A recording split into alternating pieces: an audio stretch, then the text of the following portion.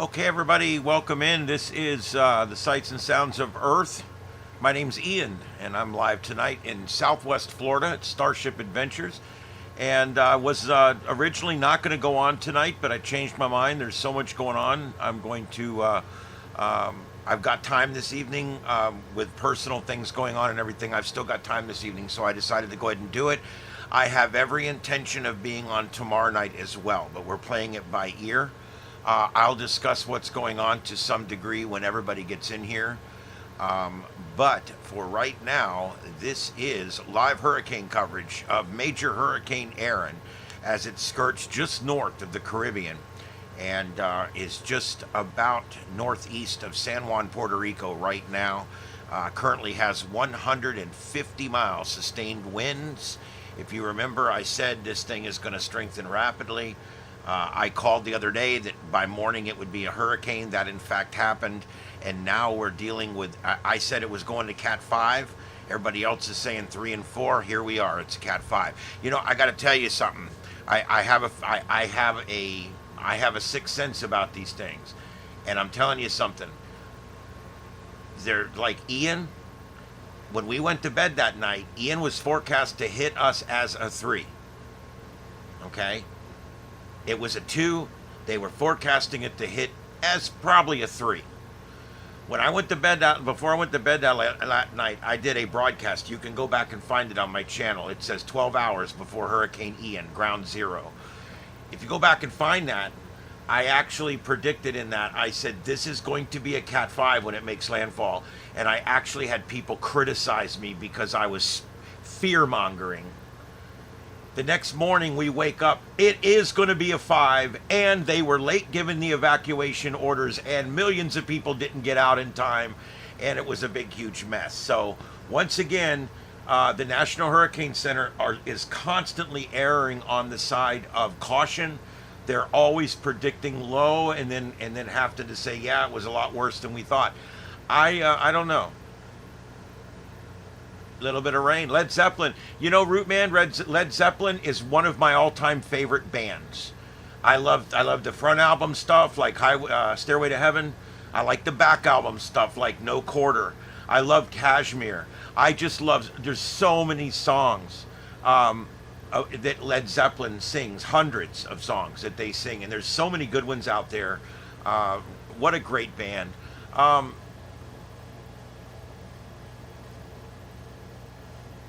Yeah, kinda. Here's the thing. This storm, I want to make it perfectly clear. This storm is not going to hit the mainland United States. Confidence is at about 98% that this is not going to hit the Outer Banks. It's got its blinker on. It's going to make the right turn.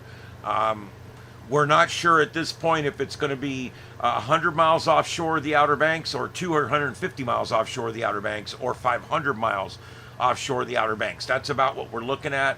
And if it's a 4 or a 5, which is probably still going to be a 4 when it goes by, that's going to bring some heavy swells in. We are going to see some minor coastal flooding probably along the Outer Banks.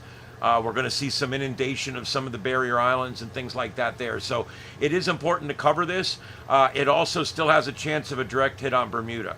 But all that being said, there's actually bigger news tonight to talk about than Erin, and that's we're starting to see something on the models now for us, and it looks like next week we are going to be watching a storm that probably will hit the United States, and we're going to have to watch that. It's about 15 days away, 13 days away at this point, so still a ways, but it's something we need to watch.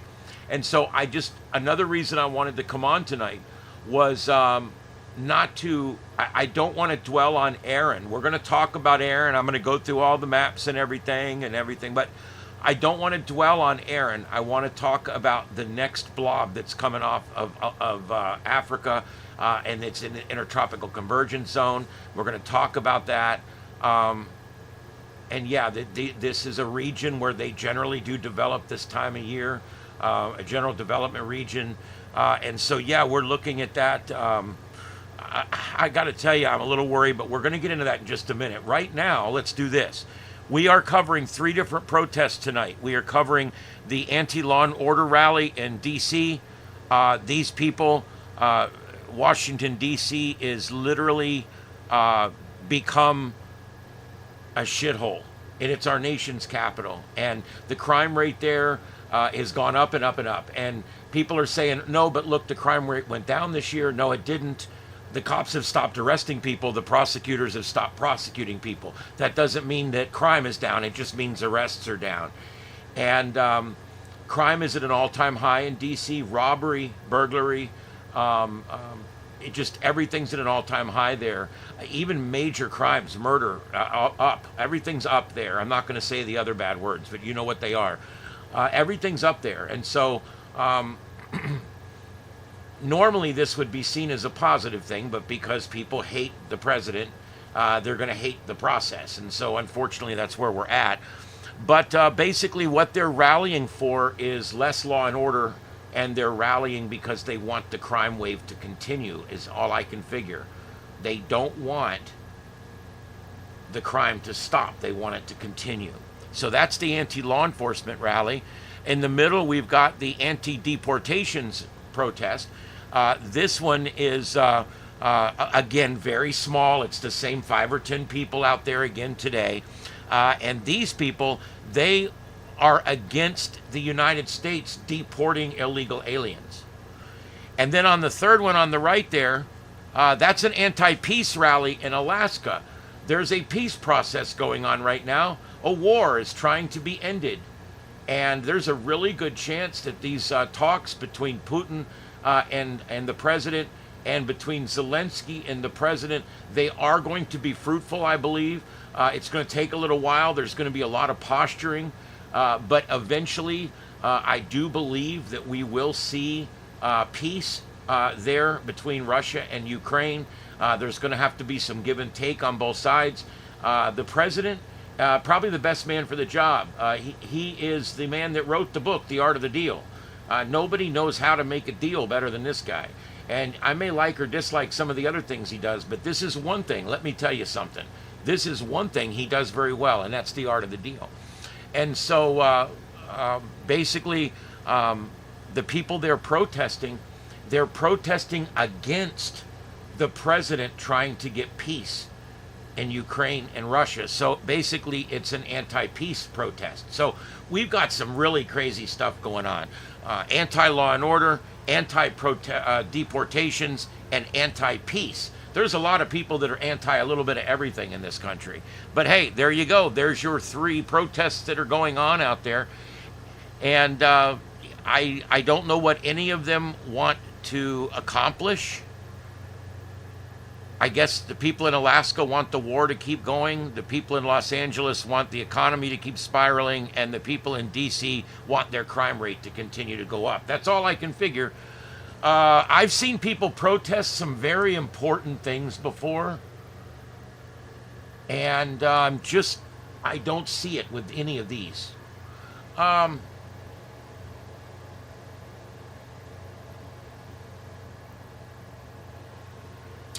Well, you can say that all you want, but he's already worked some deals that he's already done 3 times more than your last 3 Nobel Peace Prize winners as far as a peace in the globe.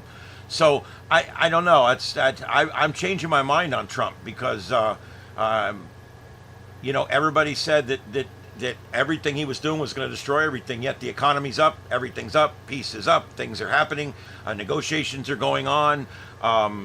Prices are coming down on gas. Prices are coming down on groceries. That's all I care about. I'm trying to stay out of the politics. I don't care about the politics. Okay? You can like him. You can hate him. You can like Biden. You can hate him. You can like Trump. You can hate him. I don't care.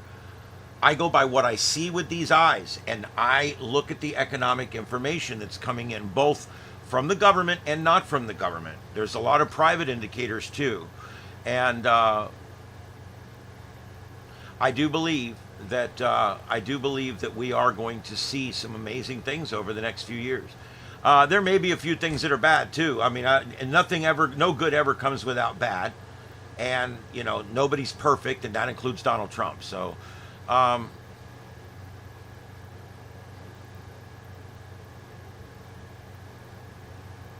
Okay, well, you can say that if you want, Aquarius.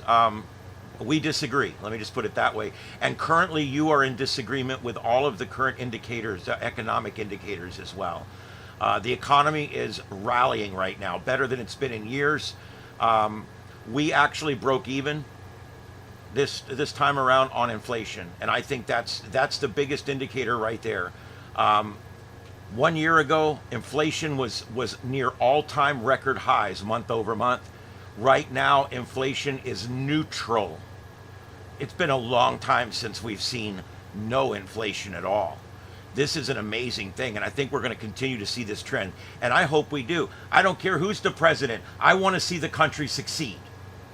I know there's some people that hate Trump or hate Biden, and what they want is they want one or the other of them to fail. Well, I don't. I never wanted Biden to fail, and I certainly don't want Trump to fail. It's important that these people are effective. And so what I'm looking at is not who's president. I'm looking at what's getting done. All right? And I'm looking at the economic indicators. That's it. That is true. The prices have gone up steadily for over 4 years. However, the inflation as of 4 months ago abated, and as of now is neutral. Where just literally 1 year ago we were at nearly record highs. There was only 2 other times in the history of the United States that inflation was as bad as it was just 1 year ago, and now we've just reached neutral inflation. So you just have to look at the facts. And again, these numbers both come from the government and they come from corporate sources as well. I don't just source the government because I don't necessarily believe anything those pricks tell me. Yeah. I find my grocery bill is about the same. I don't notice it there, but my gas is certainly down. Gas is down 60 or 80 cents over the last year, maybe as much as $1 in some areas. Nobody's picking on you, Aquarius. You can have the opinion you want. I mean, we're allowed to debate you, but you're certainly allowed to have whatever opinion you want. If you're going to come back and hang around, I'll put the wrench back on there. But you told me you were leaving and never coming back, so okay. But I don't hold hard feelings. We disagree on some of this stuff. Either you will see or I will see, but we will get the truth eventually, and there you go. Make landfall where? That's the whole idea, is the hurricane will probably never make landfall. This storm may never make landfall. It's going to split the difference between the continental United States and Bermuda. So if it doesn't hit Bermuda, which I doubt it will, because Bermuda's a speck in the middle of the ocean, but it could directly hit Bermuda. It's more likely that it's just going to cause outer swells on the outer banks, and it's going to cause rip currents and a little bit of rise along the eastern seaboard of the United States. However, Bermuda's going to be on the dirty side of the storm, and they may get a little more of it. But it'll all depend on exactly where that track goes.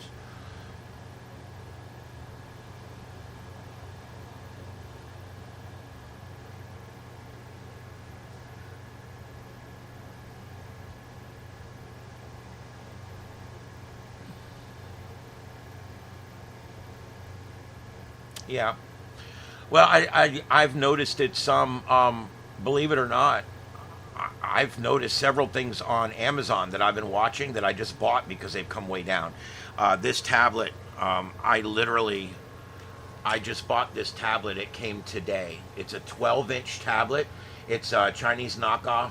I bought it for $100, and it is fast. It is awesome. It's got a great little 2 cameras. And I just bought this for doing POTA. I'm going to use it for a bunch of stuff, but this is my new POTA. I like to have a tablet, and my 8-inch tablet got destroyed a while back. I'll tell you what happened. It's crazy. We packed up and left the cabin, and I got home and I couldn't find my tablet. Couldn't find it anywhere.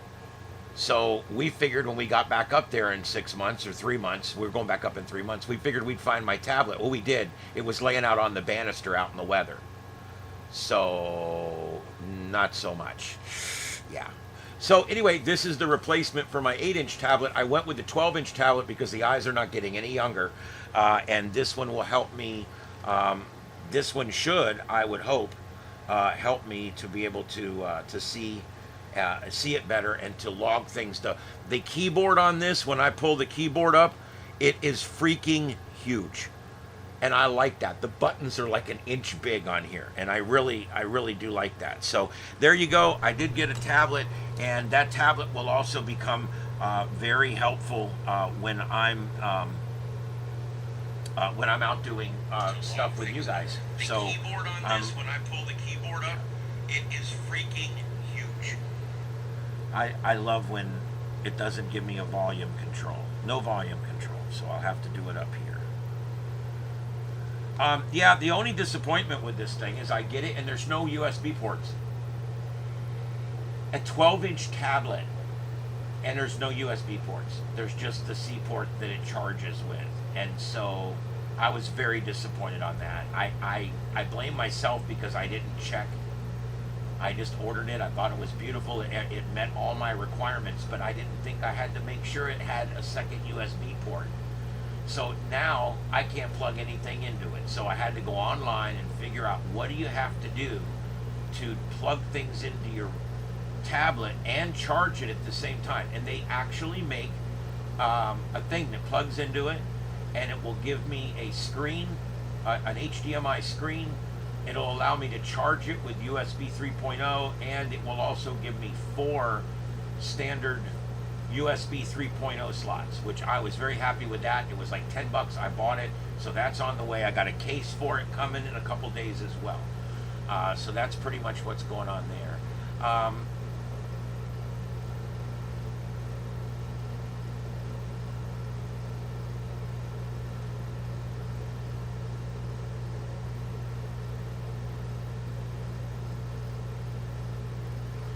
Okay. Yeah, as far as, I don't know, there's not really much else to say on that last discussion, other than we just have to wait and see what happens. The last administration, they tried some very strange tactics when it comes to politics and when it comes to finance, and this administration is literally outside the box at this point on what they're doing. So we're going to have to see what happens, because we had COVID, which was an amazing horrible thing that happened to us as a society, and then of course the major overreaction to COVID, which is what ruined our economy, and things like that. And then of course we had some vastly different presidents back and forth, and that causes problems too. So I don't know. I think that we have a positive future, and all I can say is don't hate the future because you hate the man in charge. I hope he does good, and then maybe you'll get the guy you want next time, but we still want him to succeed. We want the country to do good. You know what I mean? I want the country to be going good, cooking with gas, making money. That's the whole idea. The country's a business, and we have to run it like a business. And for the first time in 200 and something years, guess what? We're running it like a business, babe. That's the way it's being run right now. Let's see here. I only use gas for the chainsaw, electric vehicle.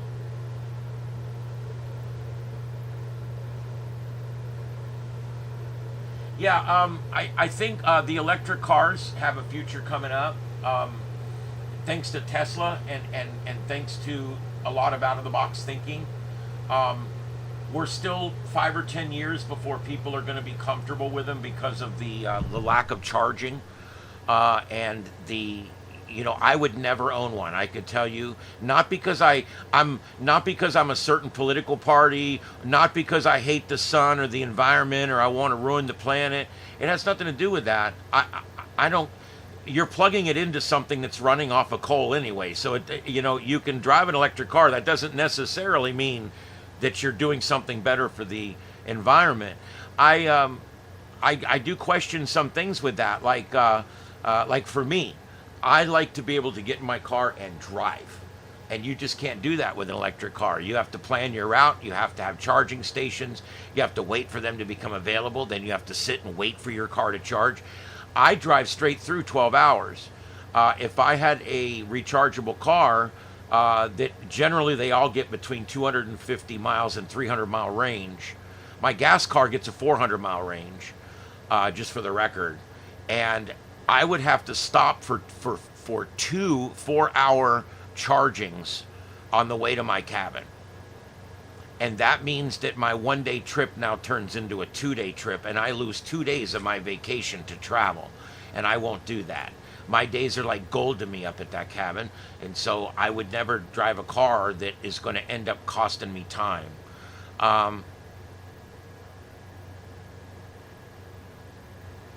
So that's my problem. And the only other thing is, just remember that if you're in California and you're plugging your car in, there's a real good chance you're at about 80% renewable energy. When you're in Florida and you plug your electric car in, you're at about 35%, maybe 30% renewable energy. Some areas you'll plug your car in, you'll be 90% nuclear. Other places you plug in and you're going to be 100% coal or 50-50 natural gas coal. When you really start looking at it, electric cars don't get you away from fossil fuels. They just make it to where you don't have to touch it anymore. But it still exists. You're still fueling your car with fossil fuels. And that's the part that it's never articulated out loud. But I have to say that. You have to keep that in mind, that until the grid is 100% renewable, your car's not going to be 100% renewable. And here's the problem. Between the battery replacement costs of electric cars, I had a friend of mine that bought a first generation electric Prius. It's 6 years old now. The battery's going bad. He only gets about 60 miles out of it. Battery's going bad. He went to go get a new battery in it. You're not going to believe this. $6,500. The car's blue book value is $7,000. $8,000. It's not worth that much. So why would I put oh, and by the way, the $6,500 battery doesn't include the $2,200 recycling fee on the battery. So now we're up to almost $9,000 to put a new battery in a car that's worth $8,000. So what we're seeing now is 12, 10, 9-year-old Priuses going to the crusher because nobody wants to put batteries in them. And the other thing is nobody wants to take these recycled batteries because they're so bad for the environment. And just what we have to do to get the minerals to make the batteries is bad for the environment. I really wish that we could go back and look at all this again before we had decided to do it, because the way we're doing electric cars now, I hardly believe that it's any better for the environment than driving a gasoline-powered car that's tuned up, new, and driving well. I think you would actually probably be better on the environment because you're not getting away from fossil fuels. On average, you're getting away from about 45% of the fossil fuels, 40% of the fossil fuels on average around the country. And then when you add the harm that it does to the planet to build the batteries and the harm that it does to the planet to eliminate the batteries at the other end, and all the degrading metals and all the stuff that we have where we're using up all these precious metals, I have to wonder, at what point is this not a good idea? I mean, I don't know if you know this or not, electric cars don't pay road tax. Our road tax in Florida comes from the gasoline tax, the same in Georgia, the same in most of the Southeast, and probably most of the country. Your road tax comes from the gasoline tax. So in other words, you're driving an electric car, which is half again as heavy as my gas car. Your electric car weighs 700, 800 pounds more than my gasoline-powered car, and you're driving it on the road, wearing out the roads at twice the rate I am, and you're not paying any road tax. So you're messing up my road that I'm paying for, and that's the way I look at it. So I have issues with electric cars, but it's not because I'm in a certain party or I want somebody to fail or anything like that. It has to do with the simple mathematics of it. It doesn't work out. No matter what you do with electric cars, at the end game, you're still using fossil fuel. You're not saving any money. You're spending more money. You're inconveniencing yourself with time. And so all I say is, if you're going to do an electric car, do your math, do your research, and then only do it if it works for your lifestyle, because it's definitely a lifestyle thing. Um,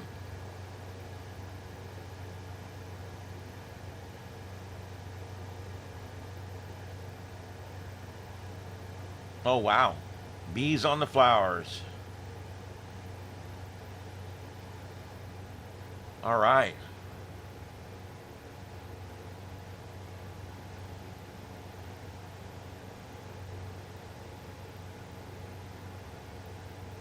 Yes, well, Nikola Tesla was on the right track, but um, I don't think we're ever going to be able to fuel the planet by energizing portions of the electrical grid. I've researched it. I believe in Nikola Tesla's work. I believe that I even believe in the Philadelphia experiment and the high energy magnetism that made the Eldridge disappear and all that. I do believe in that. It's been dramatized, but I do believe in it. And I do believe that there's a lot to be learned from all that research that they did way back then. I mean, they literally were trying to build a cloaking device before Gene Roddenberry had made up the word cloaking device, just so you know. This was way back during World War II, obviously. And I've read several books on the USS Eldridge and those experiments that were done. And although, like I said, it was dramatized a little for TV, there was definitely a scientific phenomenon there that still to this day goes beyond explanation. And I think that's amazing. Um, it's an e-bike.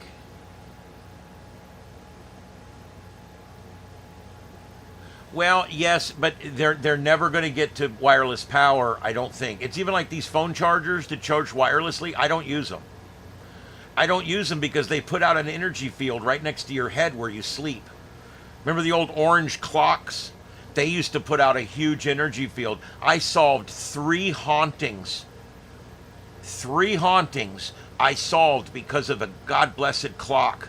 Those orange, the round face with the square white clock, and it had the second hand that would move really smoothly inside there. Do you remember those? It was always an orange backlight. It was some kind of cold cathode backlight. Anyway, the point is those clocks used to put out a huge electromagnetic field, and people would see ghosts all the time. They'd hear noises. They couldn't sleep at night. We'd go to their house. We'd investigate, and I'd tell them. I'd bring them a digital clock. I'd say, "Here, plug this in, and switch this clock out for a week, and I'll be back." And they would use my digital clock for a week. I'd come back, and they're like, "You guys are amazing. The ghosts are gone." And I'm like, I don't know that there was even ghosts to begin with. Your brain was being stimulated by an electromagnetic field while you were sleeping, and you were waking up to see this. We learned this in the Clewiston Inn Hotel, where guests would wake up to see a woman sitting on the foot of the bed. Well, guess what we found?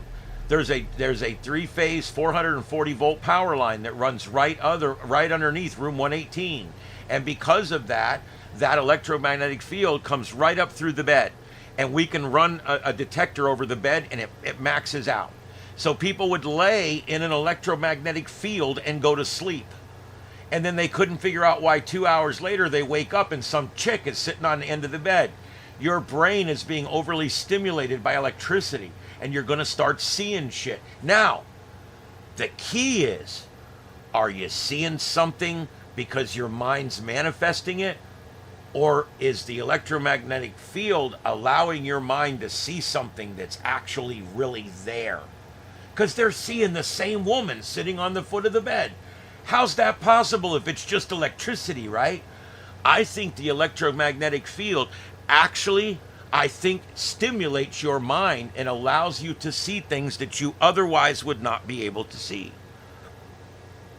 And I do believe that's why, I do believe that's why that happens that way. I really do. And so you can tell me what you think about that. But I do really believe that. All right, so let's go ahead and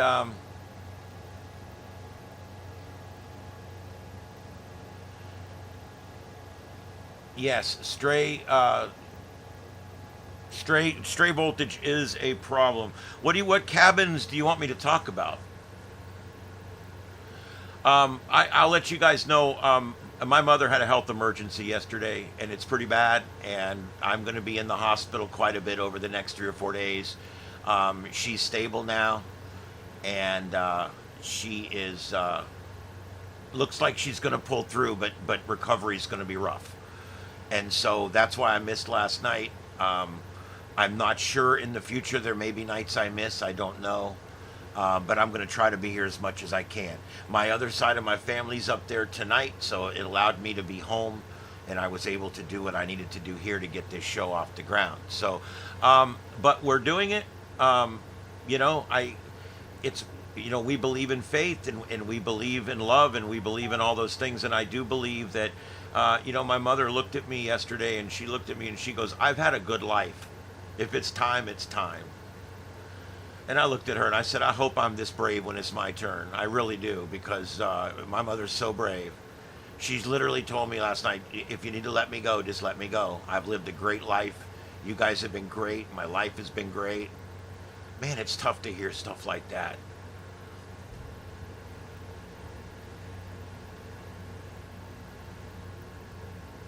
Yeah, I think she's going to pull through. For the first 12 hours, we didn't know if she was going to die or not. And it was rough. But we know that now that the what's going on is over, and it's not continuing. There's no more damage happening. I don't need to get into all the specifics. It's my mother's health care. But yeah. Yeah, I had to discuss and decide on a do not resuscitate order with my mom this morning. Um, there's just some things you shouldn't have to talk about with your mother.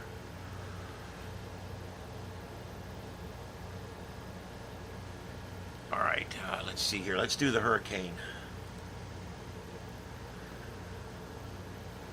Oh, all right, give me just a second to reset the screen. Again, while we're doing the reset, I can't go to full studio because the studio's a mess right now. I bought a small refrigerator to go out here because my big fridge went out, and I'm the only one living here. And my fridge in the house, I don't air condition that part of the house, but just a little bit. So I bought a small, like mid-sized black fridge to go out here in the shed just for my stuff. And that's another thing. The fridge went out this week. And I buy a brand new car and the air conditioning's gone out in it. I got to take it back in Monday again and see if they can get it working. Um, that's cool, Aquarius. You don't have to go outside. You can do it right here. Anyway, let's see here. Well, thank you guys. Thank you, Test, and everybody. Um, yeah. Yeah, it is what it is, dude. I'll tell you what. I'm at the point now where I don't know what to do with myself. I can't believe this. I don't even have it in studio mode yet. Hold on. I haven't been like doing things right either tonight. It's been like a mess. What? Well, I guess I can show you. Here's the studio. Oh God, there's the new fridge. Do you see it right there? It's right over there. There's my new fridge. I may not stay there, but it's good for now. I like to keep it in a cool environment so it won't go bad. I've been getting about 7 years out of fridges, and the average person gets 15 years out of a fridge. But it's because during the summer, we air condition parts of our house differently, and the big part of the house, living room, dining room, kitchen, we don't use. I'm the only one living here, so I just keep it dry. I don't really even air condition it. It gets like 85 degrees in there during the day, and that ruins the refrigerator. So that now I got the fridge sitting out over here. I know that fridge will be the right size. And if I move to my cabin in the next 2 or 3 years, that's the size that goes in my cabin. I got a plan. I got a plan. All right. Let's see here. Let me find this other screen that I'm looking for here. There we go.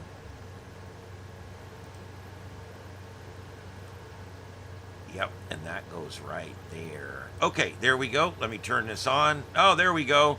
Here's what we're looking at, guys. There's our 3 systems right now. The one up there off the Outer Banks, that disturbance number 1, 10% chance. Don't worry about that because it's not going to be doing anything.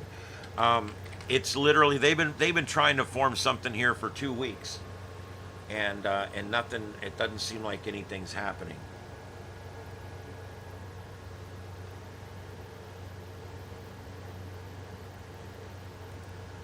Where did it go? Oh, there it is. Okay. Had to find my epic pin. All right, here we go. This one here is going to go up and it's going to go out, and I don't really expect much to deal with that. Erin, as you know, is going to do the same thing. It's going to come up here and it's going to go out, and it's going to probably stay over 100 miles off the coast, maybe as much as 300 miles off the coast. That would be nice, because it's going to be a pretty big storm. So the last thing you want is it to be coming up. Now, this one down here, this is the one we need to watch. And I told you guys, even on the title of tonight's show, we're watching Erin, but we're more especially. Oh, I'm sorry. Thank you for telling me. God damn it! I feel so stupid. Stop it! I wasn't going to come on tonight, and I really shouldn't have, because I don't have the temperament to be on here tonight. All right, so there we go. Now you can fucking see what I'm doing. Thank you for letting me know. Hey, Victor, what's up, buddy? I'm not in a good way tonight, guys, but I'm here, and I'm going to be here for a little longer, and I'm going to cut out. So I'm just letting you know. All right, so here's the situation we're dealing with here. It's this disturbance that I want to talk about. 20% chance. The reason they've put this here is because of something that they're starting to see on the models. Now, before we get to that, though, I do want to go ahead and finish up with Erin. This is the latest for Erin, and you can see here as of the 8 p.m. advisory, that's 8 p.m. Atlantic Standard Time. Remember, storm advisories go out according to the time zone for the storm. Now, they always go out at the same time. 11, 5, 11, 5. Why is that? Well, because 5 in the morning is just before the 6 o'clock news comes on. 11 in the morning is just before the noon news comes on. 5 o'clock in the evening is just before the 6 o'clock news comes on. And 11 o'clock at night is right when the 11 o'clock news comes on. So I think they originally planned that to hit news cycles at a good time, and that's why we do that. Now, this is the 8 p.m. advisory, and it's the intermediate advisory, 22 alpha, center located at 20.0 north and 64.6 west. Maximum sustained winds at 150 miles an hour. Currently a Cat 4 hurricane. It did briefly reach Cat 5 status earlier, and it may again. Currently movement west at 15. West at 15. We should start to see that northwesterly component here before long. It should start to make that turn. If by tomorrow morning we don't see it moving northwest, we're going to have a problem. We need it to start making that turn now. It's making its closest pass to Puerto Rico overnight tonight, and they are getting some pretty bad winds there in Puerto Rico right now. And last I heard, the main airport in Puerto Rico has shut down international flights due to the fact that they're getting a really strong crosswind across the landing area there. So they're not going to go ahead and land any more planes. So that's what we've got. They're keeping it a major hurricane all the way until it gets way up here. So this is going to be a 3, 4, or 5 all the way for the next 5 days. All right, let's go back to Mike's weather page. As always, I remind you guys that Mike's weather page, the single best place to find everything tropical. Good evening.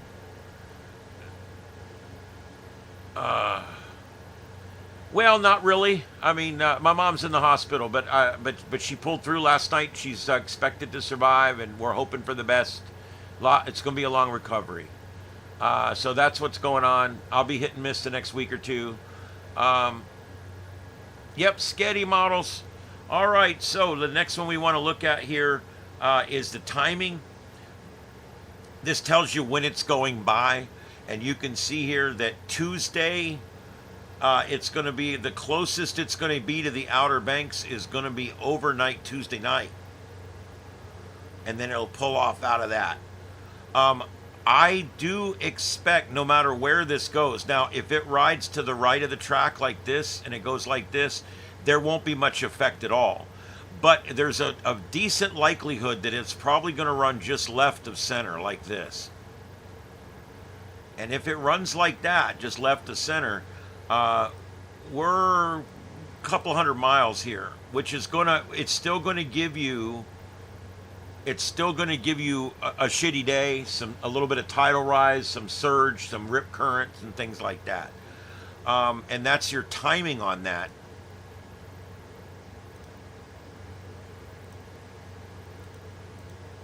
All right, and then the model runs. Let's go to Tropical Tidbits. The model runs, they're all fairly consistent now. Every model is now taking this thing for sure. It's taking this thing on that course to where it's not going to hit the United States. And they're taking it on the other side of Bermuda as well. It would be nice if it misses Bermuda. All right, let's see here. Here's the other models. This one's even more consensus. And notice Bermuda's sitting out here. It's this little speck right here. This is going to perfectly split the difference. It's going to be 300 miles from the coast and 300 miles from Bermuda. That's the best case scenario for a storm this size. Absolute best case scenario. All right, one more time over here. Let's look at the intensity forecasting.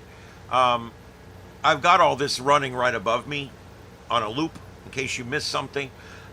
This is the intensity modeling, and right now it is.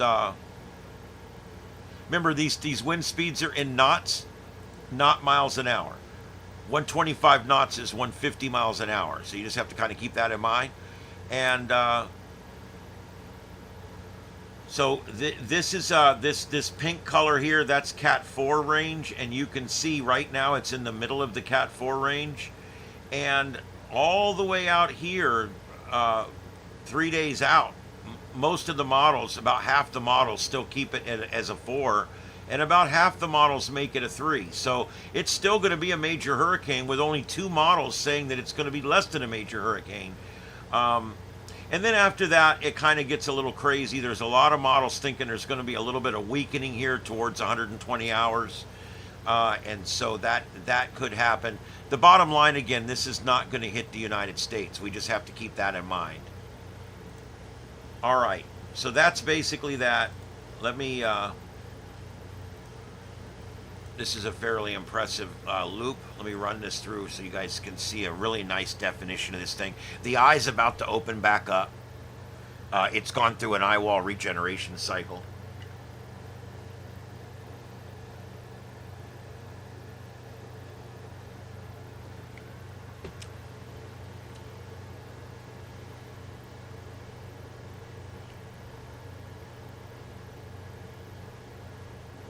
Okay. That's that. Let's go back over here. And one last one I like to look at, the water vapor imagery. This one shows you not necessarily the visible clouds, but the actual moisture content. And you can see this thing's a machine. It is, it's performing exactly as it's supposed to.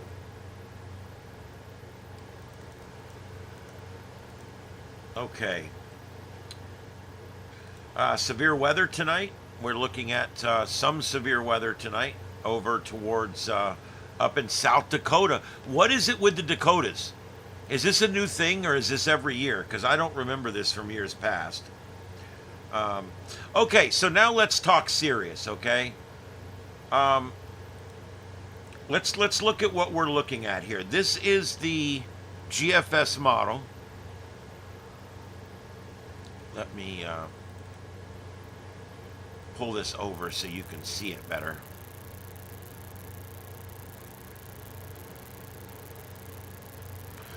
Okay, here we go. This is the GFS model, and we're going to run this out. Right now, you can see our storm there at 979 millibars, and notice it continues to strengthen, down to 947, 944, 937 millibars. That's incredible.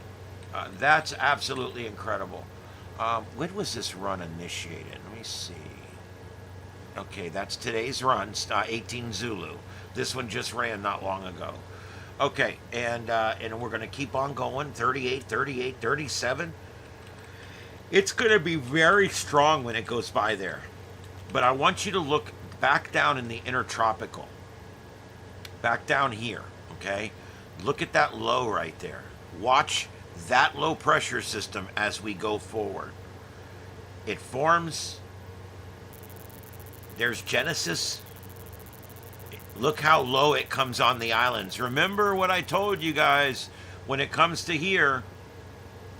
If it comes through these islands and it's above 20 north, if it's above this line, it's going to go up. If it's below this line, it's going to get trapped and it's going to come into the Caribbean. That's the general rule of thumb. Now let's see if that plays out. Look how low it is. Oh, you bastard. All right. Look at that. 986, 979, 973. Okay, that's now a Cat 2 to a Cat 3 hurricane. 948, that's a Cat 4 hurricane, 3 or 4. And then it loses some strength here. I do believe that's because of the high mountains in the Haiti and in the Dominican and all that. There's high mountains. That's tore it up a little bit. And then it reforms again and starts to go at Florida. And look at that. It comes right over the Keys as a Category 3 hurricane. And then up the coast and right into the Panhandle or into Mobile, Alabama.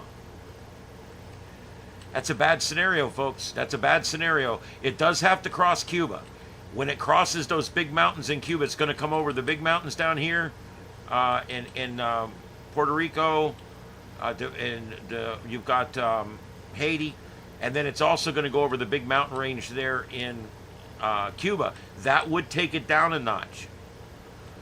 Okay, so here's what happens when you get storms down here. If they do what Ian does, and they go down here, and then they cross somewhere where it's not too thick, and then they come in, that's a worst case scenario for us.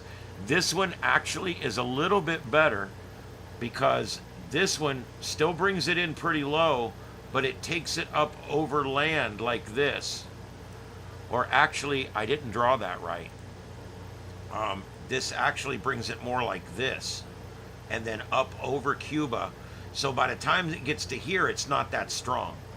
So that saves us sometimes, is that land interaction that we get with Cuba and with Haiti and with the Puerto Rico and all that. So when we look for this and we look at what we're going to look at, we want to see where does this storm cross Cuba, because there's some pretty big mountain ranges in Cuba like that. But when you get over here where Ian came through, there really is no big mountain range. And so it didn't really get tore up as bad. Now, so holy crap, all the models are showing this. No, they're not. Let's go take a look at some other models, because I'm going to show you models that don't show this. I'm not trying to scare you guys. There's more of a likely chance this is not going to do it, but we have to watch. All right, so here's our current storm. This is the Euro. Remember, the Euro was the best performer up till 2 years ago. There's our low coming across the intertropical. There it is. Not really showing Genesis. There it is. And it brings it in right at 20 north into the islands. So that could go north. It could split north from there, or it could go west. That's going to put, this model puts it somewhere where it could go north or it could go west. All right, let's take a look at the CMC. And it brings it across. There it is. And it takes it north of the islands and brings it up and washes it out, and it brings another one up behind it and brings it up into the ocean, up into the Atlantic too. So this model's not seeing it either. So it's just basically the one model. However, it should be noted that it's the best model, the best performing model that's showing this at this point. and that is this one here. This is the American model, and you can see it come across and come right over Cuba. This is scary because that's a major hurricane right there. Once a 947 millibars can be a Cat 3 or 4, and then it loses some over Cuba and ends up way up here and washes out over the Mississippi.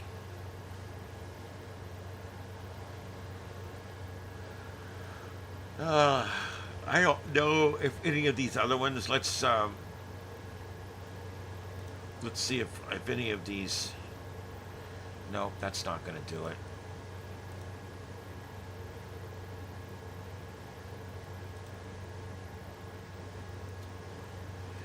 Problem is these follow the storm, and I need to follow the other storm. The problem is that other storm has not gotten an invest number yet, so we can't run any specific models on it until we get an invest number, unfortunately.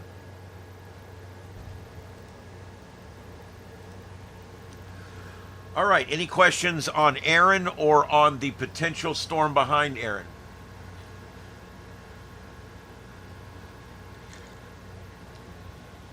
Hey, Junior, what's up, man?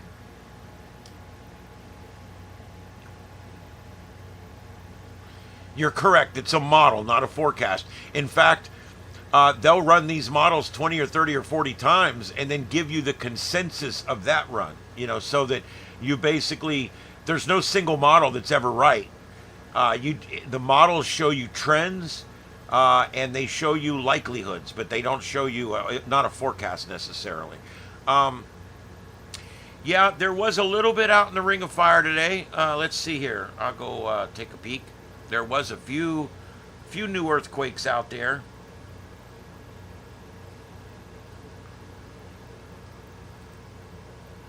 This is the current earthquakes. This is the island, the peninsula out there. This one right here, I believe, was earlier today. Yeah, this one was earlier today. It was a 4.6. These were today too.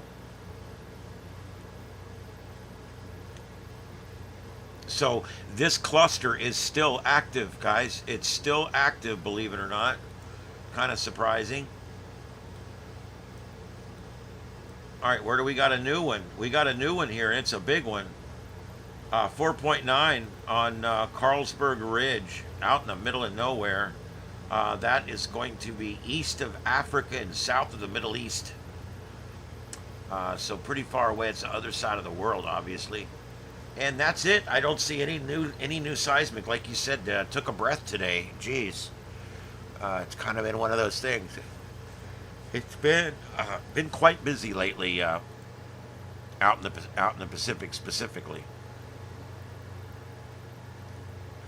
Notice how fast that spin is spinning on the radar. It spins very fast. It's kind of amazing.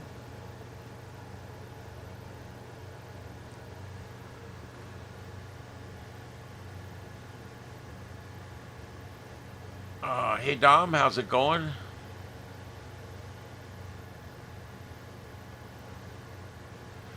Oh, let's see here. The Fort Myers. Yeah. It's been so hot and miserable down here. I don't even want to think about it. Let's see here.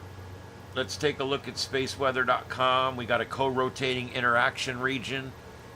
A co-rotating interaction region, a CIR, is expected to hit Earth on August 18th. That's today. Our magnetic field between fast and slow streams of solar wind. Watch for a sudden jump in solar wind speed, density, and magnetic field. They are expecting G1 class geomagnetic storms overnight tonight, but that's only for people in high latitudes in Alaska or Canada.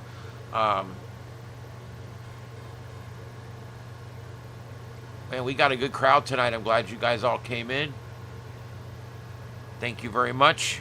A little rundown up top. On the left, we've got a protest going on in D.C. Now, here's the thing. That protest looped a little while ago. This is actually earlier. I I run these until they run out, and then they loop back to the beginning of the video again. So that's what happens. Now, this one here, upper left, that was in Washington, D.C. earlier today. That's an anti-law enforcement rally. They basically don't want anything done about the crime that's going on in D.C. They would like things to stay like they are, chaotic. And in the middle, we've got a small protest going on, and that's anti-deportation protest going on in Los Angeles.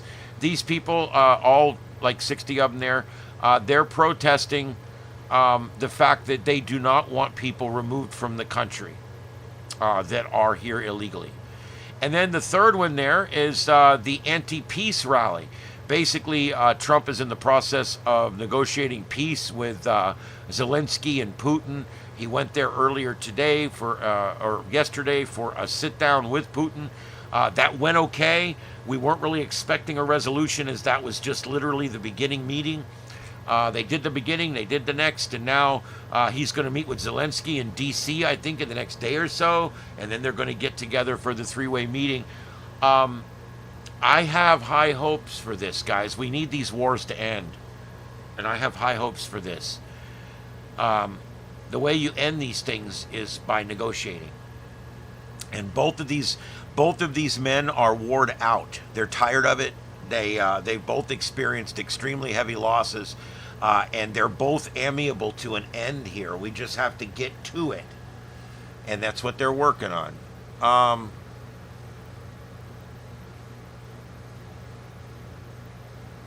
No. In fact, this storm has more of a likelihood of creating a fair weather situation here, believe it or not. When a hurricane passes 400 or 500 miles away, it tends to suck all the moisture out of the air. We get like right in the middle of summer in August, especially September, October, if we get a late hurricane, like Wilma came through, even Ian, the 3 or 4 days after Ian, it was 63 degrees at night. The humidity was low. It was crazy for 3 or 4 nights after Ian, and then finally the tropics returned. But it was because such a big storm went up through the state, and that other side of the storm drug all that cool air down behind it. The same thing happened in Wilma. Wilma came through, and Wilma was pushed off by an aggressive cold front. That's what pushed Wilma down to the very bottom of the state, went across the Everglades. And the reason is it got so cold was because that front came down. The storm ended up assisting the cold front and bringing record cold temperatures down right after that storm. Now, when your air conditioner, your power is knocked out by a storm, you have no idea how big a deal this is. Other storms, like Charlie, sea storm, it was earlier in the year, it was an August storm. Charlie, the night after Charlie, it was 90 degrees outside. The mosquitoes came back right away. We didn't know what happened. And it was bad right after Charlie. It was pretty bad. Because we were without power for 11 days after Charlie, and every single day got up to 97 degrees after Charlie. So it was a rough time. All right,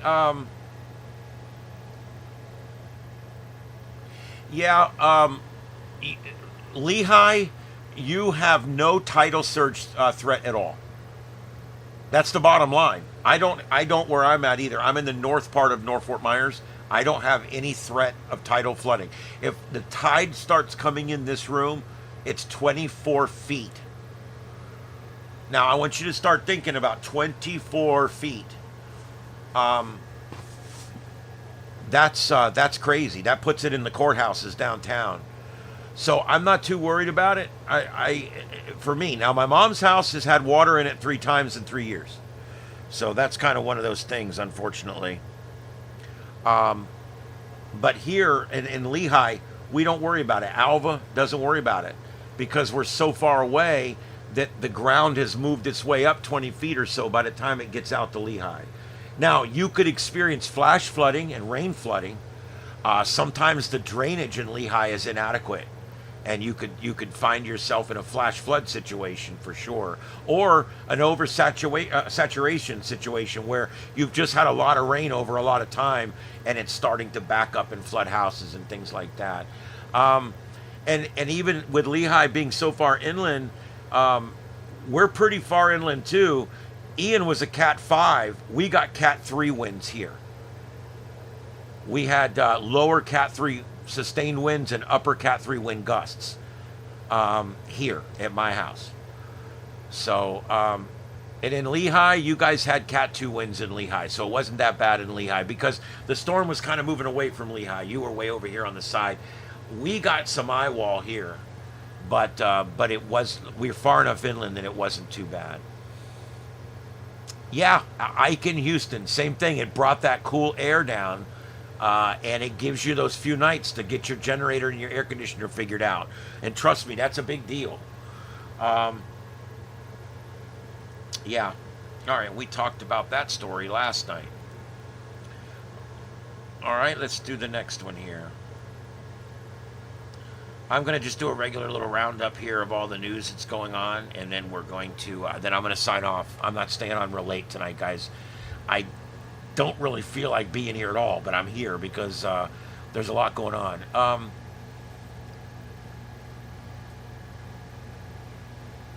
You're 200 feet above sea level? That's great. I'm like 22 feet above sea level. 200's awesome. You could probably take a tsunami from a meteor hitting. If a meteor hits and creates a tsunami, most people in Florida are a write-off. Luckily that's not a real likelihood, but yeah, you got to think about stuff like that. If you live up in the Appalachian Mountains, you will survive even a 2,000-foot wall of water. But I don't know what's going to be left. I don't know how that's going to work. All right, so let's go out to California and take a peek at the fires. We've got the Gifford fire. This is the big one. The other ones are just about under control. This is still the big one right here. And what is it with this map?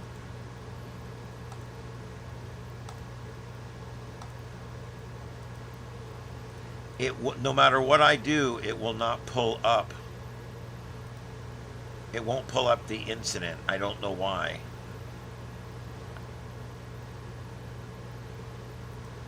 That's just frustrating as shit.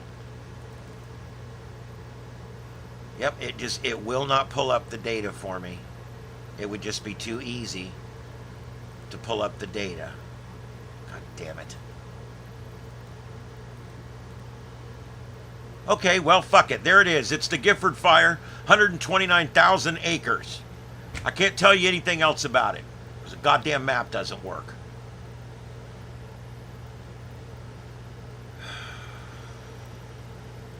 I get so sick of government websites. They're the worst of all the websites in the whole world. Government websites are the worst. Because like everything else the government does, there's no expectation of perfection. If you run a roofing business and you put on shitty roofs, you go out of business. The government puts on a shitty business every day, and they're still the government. Nothing's ever going to happen to them. So they don't have to build a good website because you have no choice but to use their damn website. Because it's the only one. Anyway, whatever. Here's the fire. You can see the thermal hot spot. There's only one right now. So that's good. That's showing us this fire has bed down quite a bit. So that's pretty good that we're seeing that.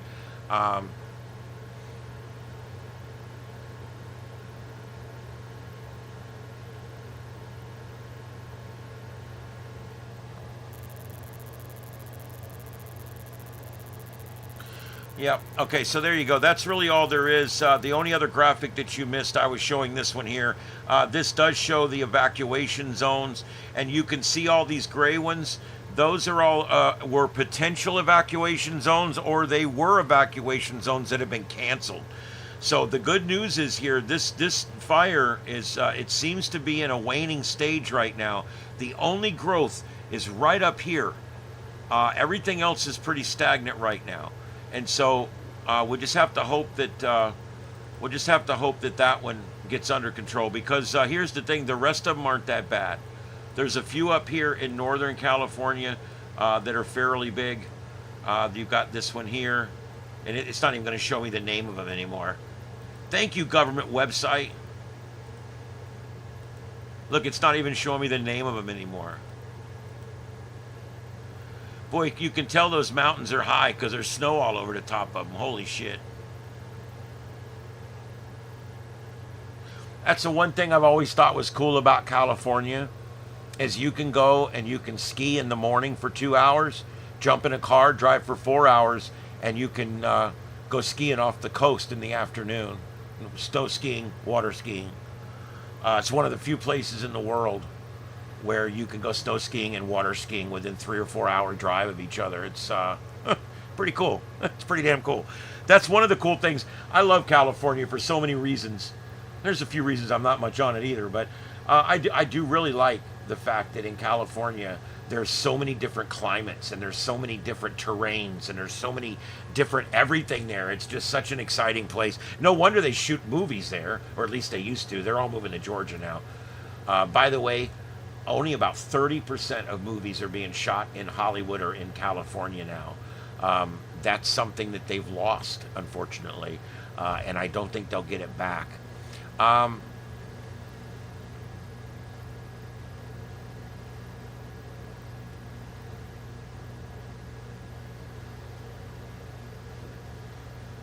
Yeah.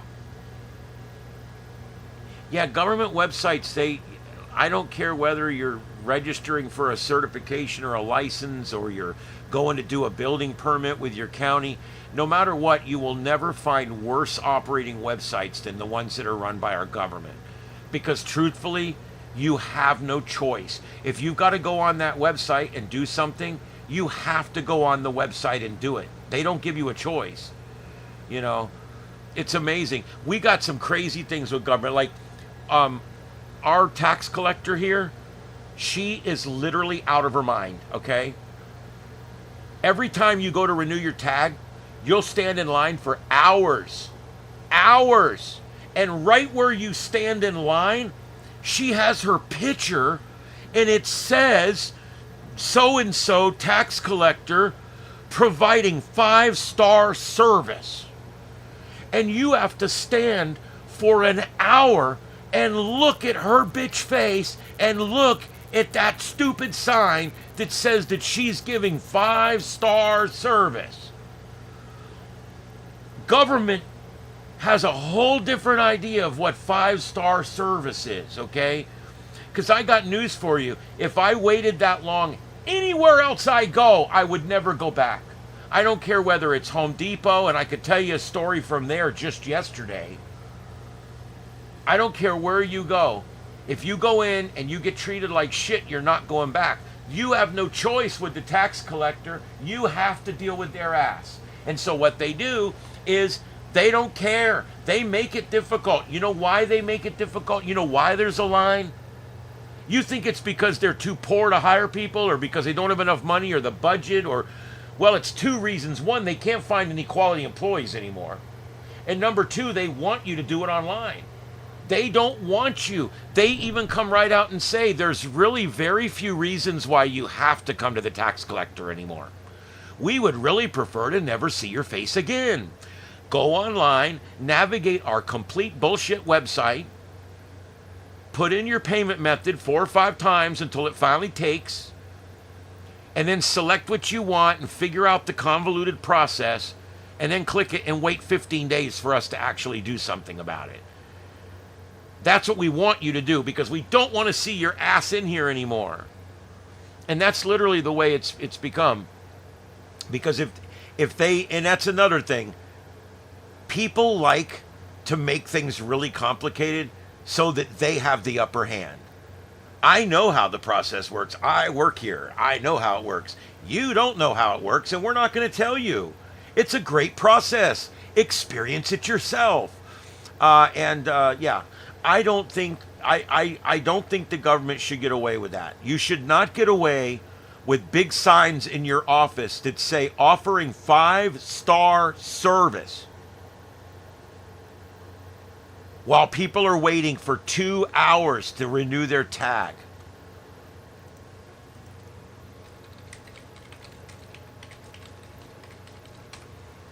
2 years ago, I went up there to renew my tag.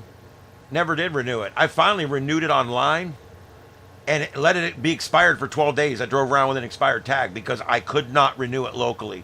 They were days out. The nearest appointment was 30 days out. And then just the other day when I went to renew my driver's license, same thing. Nearest appointment, 30 days out. 30 days for the first appointment. I called down there and I started bitching and yelling, and I spoke to 3 different people. And I called them everything you could imagine. I told them I'm so sick of their bullshit. I told them I'm sick of... I have to go jump through hoops to give them my money to do nothing. It really pisses me off. I have to literally go and jump through hoops to give them my money for nothing. And I hate it. And then you have the audacity to put your picture up there and say that you're offering 5-star service when you're not. Oh, what is wrong with this goddamn computer now?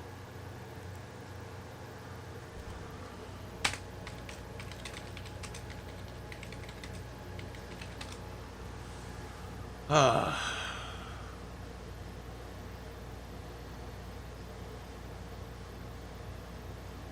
thought I took a picture of it.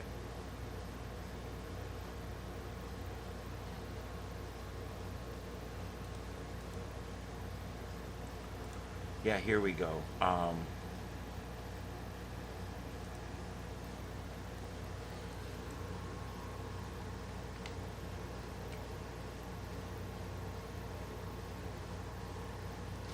See, this is what you're faced with when you go in there. They want you, tired of waiting in line? See? Tired of waiting in line? We shouldn't be goddamn waiting in line. You service us. You should have enough people that we don't have to wait in line. Tired of waiting in line? Like it's our fault that we're waiting in line. They know how many people are renewing tags this year, and they don't have enough people. Tired of waiting in line? Well, go online and do the thing online, and then do this thing online, and then mail us your stuff here and email us stuff there, and do this online and figure out a payment method online and all that. We should be able to just walk in and pay for it. I walk into Circle K and I never stand in line more than 3 minutes. I go to Walmart, since they, when they moved the whole register thing around, this new thing they're doing, I hated it at first. I was wrong. I have not waited in line since they redid it. I have not waited in line. Walmart, the busiest store in town, and when I'm ready to check out, I walk right up to the register and I check myself out, and I'm faster than the people that work there. I'm out of there in no time. Why is the government like that? Why can't the government be like Walmart? Walmart's figured it out. It's because the government doesn't have to figure it out, because you can't go to the other government and pay your bills. You can't go pay taxes at the other county. There's no other place for you to go. So they don't have to provide you service. Screw you. You have to give your money or they'll take your house. You have to give your money or they'll pull you over and take you to jail. It's ridiculous. What are we doing? I mean, seriously, what are we doing? Why do we let our government get away with this? 5-star service. Kiss my ass on 5-star service. And the whole time I was there, I was inciting. I kept telling all them people in line, 5-star service, my ass. And I had them people all in line going, bitching and grumbling, 5-star service. And as we all finally got up there, every one of them bitched.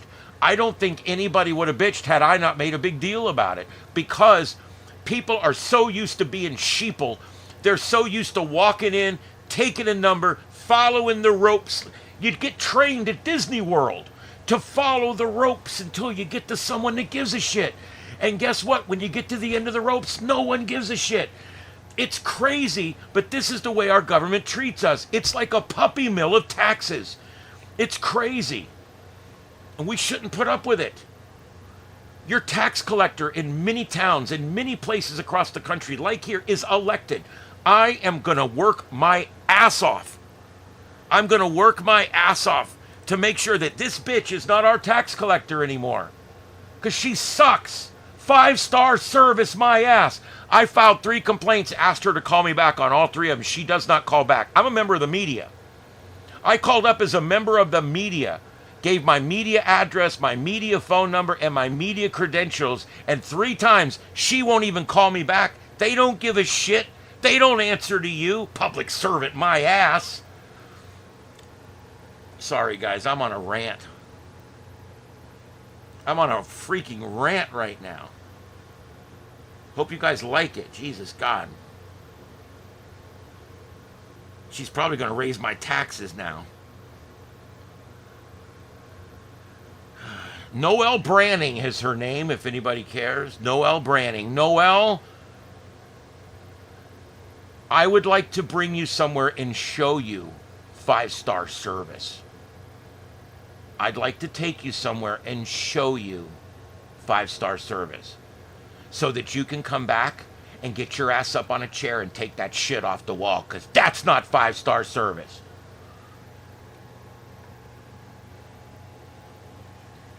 Sorry, guys. I'm sorry. I lost about 8 people out of here. Anytime I go on a rant, people tune out. When I hear somebody on a rant, I tune in, but apparently I'm different. Anyway.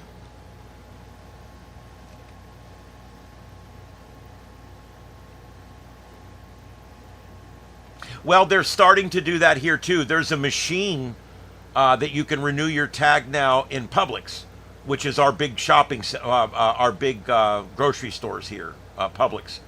And you can go in there and you can renew your tag, and it'll give you the thing right there. It prints it right out for you. But why? Did they do that to be convenient for you? F no.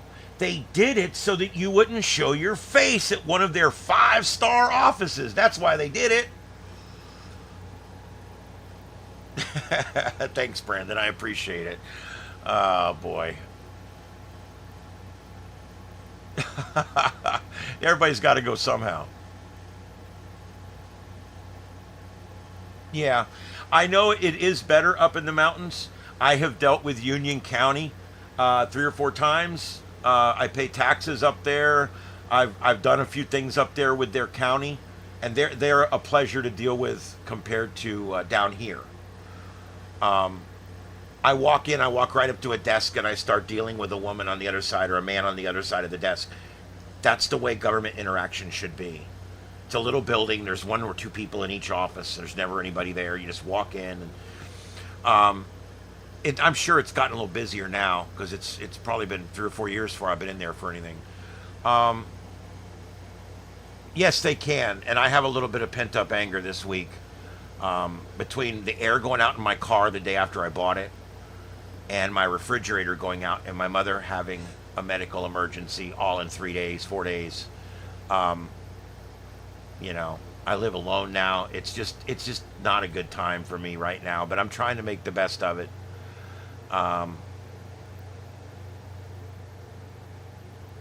Yeah. Anyway, what else? Is there anything else you guys want me to cover real quick before I go? Because I am done. I'm hurting. I got to get back up to the hospital in the morning.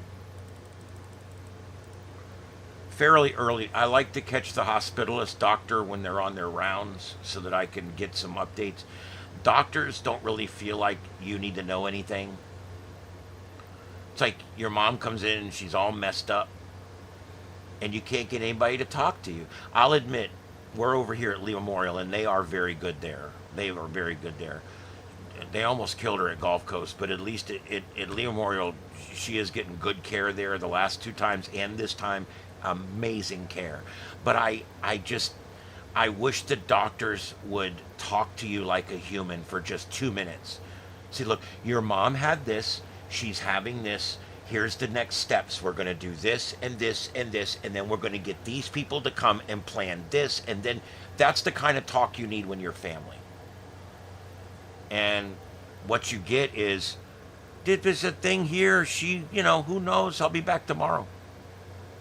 What? What? I don't even think I understood what you said. What? And so, but I asked this last one. I asked him again, and he did turn around and give me everything I needed to know. So, but it just kind of bugs me that the nurses won't tell you because they're not supposed to. The doctor's job to tell you what's going on, but the doctors don't tell you what's going on because they just get paid way too much to talk to you. And yeah, I do. We do that. Trust me.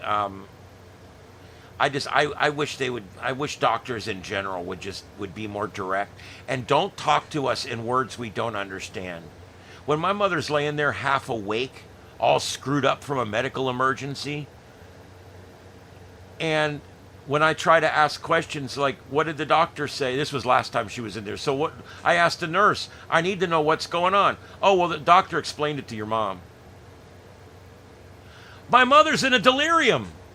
She doesn't know shit. She couldn't tell you where she is right now. But the doctor explained it to her? Doesn't he know that she's in a altered mental status? I mean, wouldn't he know that since he's her damn doctor? So he's asking a woman questions about what she wants to do with her health when he himself knows that she's in an altered mental status? And then they don't bother asking family or telling family what's going on. So I don't know, kind of a pain.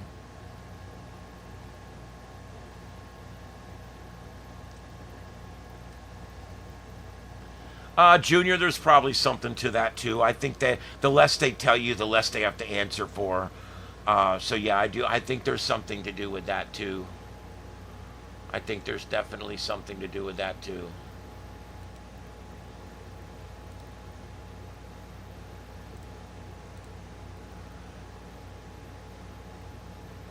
All right.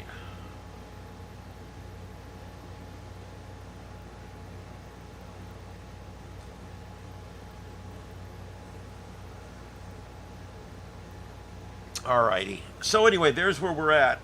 Let me see if there's. I'm gonna do a quick news check, and then we'll see what's going on from there.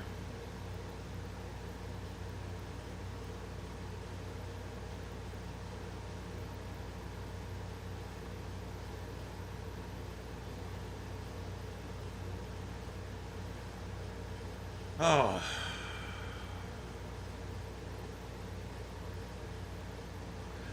this whole transgender sports thing. I don't want to get into it on here, but I got to tell you guys, I'm just beside myself about the whole thing. I just don't understand it.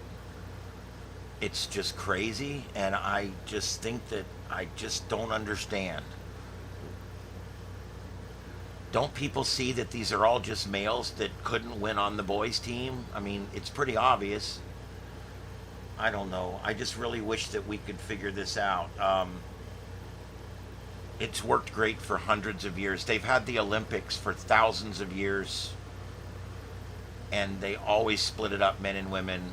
It's always been this way. I just don't know. I don't know. I want people to be happy with themselves and to be able to compete where they want to compete and those kind of things. But I think it's just important to recognize the fact that the needs of the many outweigh the needs of the few. All right? That old Vulcan axiom works here. 74% of us feel that transgenders should be either in their own sports or should not be in sports with the other gender than they were born. 74%. It's rare to find anything that 74% of us agree on. So I just can't believe this controversy is still going on. I say let them form their own team in the middle somewhere. I say we do whatever we can do to help these folks out because I'm certainly not anti anything. What I am is I'm pro safety and I'm pro what's been working for thousands of years. Um, I have not got on my HF radio in a long time. I'm burned out on it. I've just, I don't know. I was doing so much with ham radio, and I've had several of my friends, good friends in ham radio, just completely let me down. And the local club here is just, it's a corrupt mess, and I thought they were going to fix it, but I'm really doubting that they're going to fix it, so I don't think I'm going to join back up with them. And I'm just, I'm just, I was on local nets about 4 weeks ago, and I had a guy come on and warn me about talking about politics, and I had it out with him on the radio, and I shut my radio off, and I haven't turned on any, other than just sometimes I light them up back here because they look pretty, but I haven't actually turned the radio on with the volume up in probably 20 or 30 days.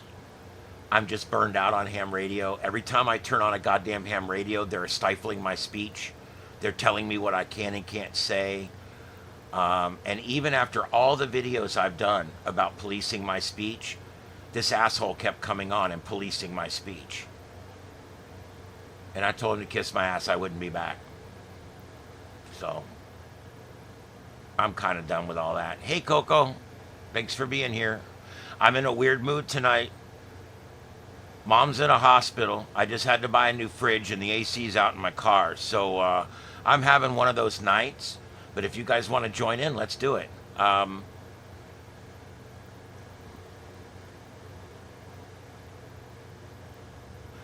But yeah, I don't normally. I don't know if the mental hospital comments for me. She's not in a mental hospital. She's in a local hospital for a medical emergency. It has nothing to do with her mental health. At least not yet. I will see. We'll see how long this recovery takes. Yeah. So anyway, there you go. I just wish that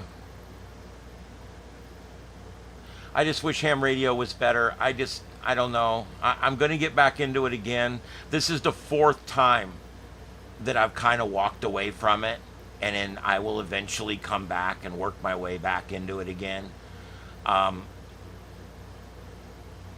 just have no control over these freaking curmudgeons policing my speech and just disrupting and being pricks, and I can't stand it. And when it happens to me on there, I freak out.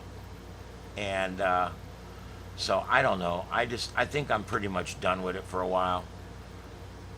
And HF, I don't know. I can't ever get anybody to talk to me on there. Most people on HF, they've already got the people they want to talk to.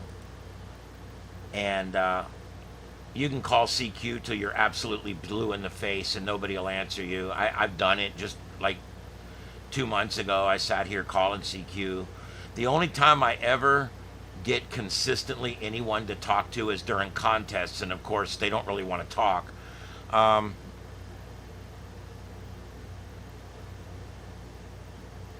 Oh, yeah, that Brandon, I didn't put that together. You're right. I'm sorry. That's correct. I was just clarifying that wasn't the hospital she's in, but that's okay. uh,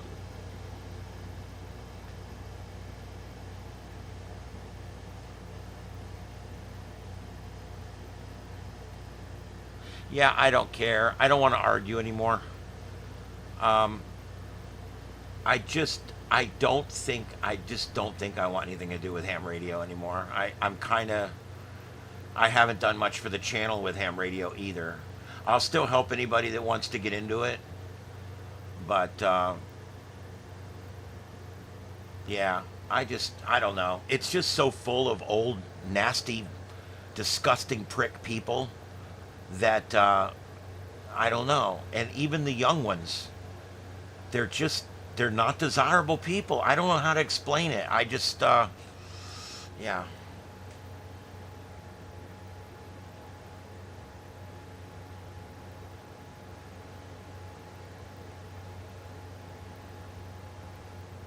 Well, it may be the wrong way to hang up, but you know what? I don't care. I don't want anything to do with it anymore.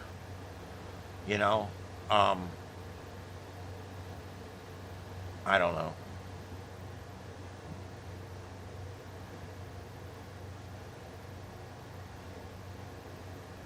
We could probably do that, comms prepper. I would need to put my 20-meter wire back up. I took a bunch of stuff down for field day and I hadn't bothered to put any of it back up yet. Um, I've had some really depressing stuff happen in my life over the last 60 days. Um, I live alone now. I have no longer have any friends in ham radio. I things are very different in my life than they were a couple months ago. I've been done very dirty, very bad by certain people, and I'm not going to talk about it on here because it's not everybody's business. I'm sorry, but I got to tell you, it's been very disconcerting how people treat you. You know how you get treated, and it's just, I don't know. It's a very tough time for me right now. And then with everything going on with my mom, it's like I really don't even want to do this anymore. I'm kind of just burned out. I want to move to the mountains and just watch TV, but I won't be happy with that. Within a few months, I'll be like very unhappy that I've chose to do nothing with my life, and so I'll have to start immediately trying to do something with my life again. I'm not one of these loser types that just sits around. I like to do something positive with my life, you know. But everybody just keeps kicking me while I'm down. Everybody just keeps kicking me while I'm down and making it very difficult for me. And so it is what it is. I do try to keep a sense of humor about it because if you don't, you'll go crazy or do something really bad. And I'm not in for any of that. So I just have to live with it with humor, and I have to deal with it with humor. I can tell you the good news. My back's not out this week. There's some good things. My health is fair. So I just have to, I'll go find Eddie. I don't know where he's at. We're okay. It is what it is. We all have good months and bad months. And it's kind of weird. I started doing all this and I added all this extra stuff to my life right about the time that my life started coming apart. So it's kind of weird. Well, that's kind of what I have here is a free speech net. I don't care if you guys talk politics, but I don't get down into it. Yes, for those that don't know, and I'll tell you guys this, I'm gonna be getting out soon. In 1992, I was involved in an explosion that blew me through a wall and out into a yard. And I landed on my air pack. And it destroyed my back. And I'll tell you guys the whole story sometime if you want. One night, not tonight. But it hurt me really bad. That was in 1992. And I literally had to lie and endure some of the worst pain I've ever had in my life in order to stay. I had just gotten promoted to lieutenant. I had just gotten my own station, my own truck, my own crew. I was finally the captain of my own Starship, if you know what I mean. And 6 weeks, 8 weeks after getting promoted, I get blown up. My back's destroyed. I had burn holes in the front of my shit. Everything was a mess. Burned me up pretty good. And when it was all said and done, I had to lie my ass off to stay on the job. I had to tell him I wasn't hurt. Everything's fine. Oh, I can do that. I can do this. Everything's fine. I would just take handfuls of pain meds and then go into the doctor and lie because I didn't want to come off the line. I'd worked so hard. I'd put myself through 2 years of college. I worked my ass off. I went through fire inspector school, fire instructor school, fire officer 1 school. I mean, I had done all of this to be promoted, and I finally got my promotion. I pinned the gold bars on, and a few weeks later, my back is ruined. And so I literally lied about it for years. I was in such pain. I lived in pain. It was bad. But I stayed on the line. Well, there you go. Yeah, and we'll hang out when I get up there. I'm going to have you over to the cabin. We'll do dinner or something. Whatever. We're going to do it. I appreciate that. And, I mean, I sound so pathetic on here. I need friends. But anyway, you do. Dude, you do need friends. And when several really important people in your life suddenly go away, and it's just you and your cats, it's crazy. It's a crazy time.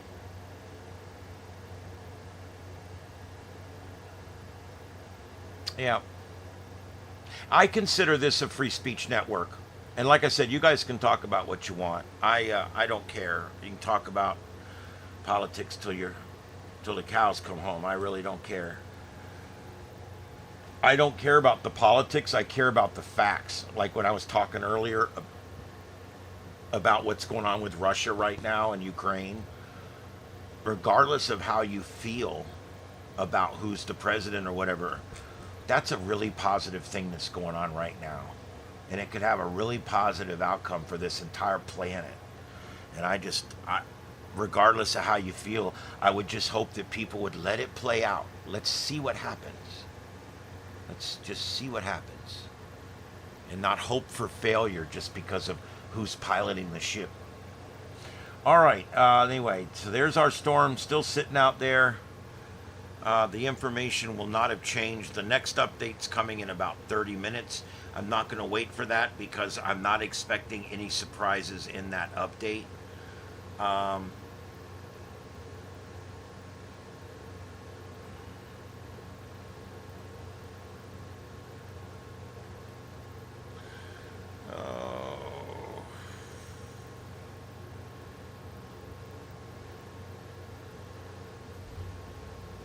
Denzel Washington. I like some of his movies. They're really good. Um,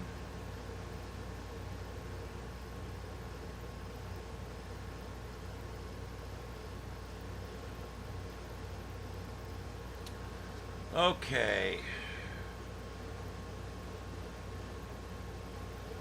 So yeah, I don't know if you saw this, Heath, but this is I bought this today. I bought it yesterday on Amazon. It came today.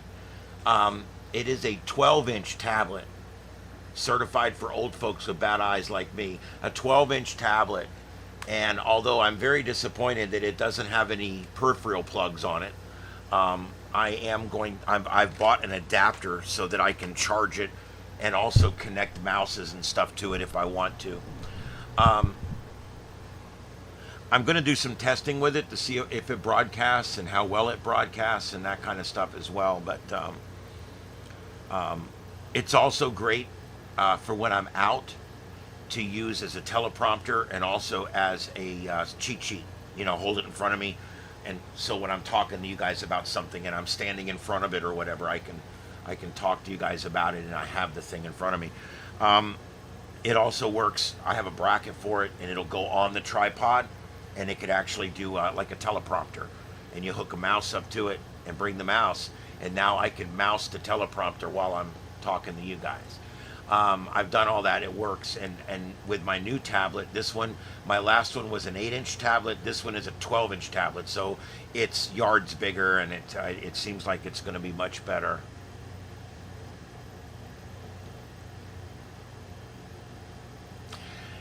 I can't. Well, here's the thing. I'm trying to make enough money on YouTube that I'll be able to retire with just YouTube.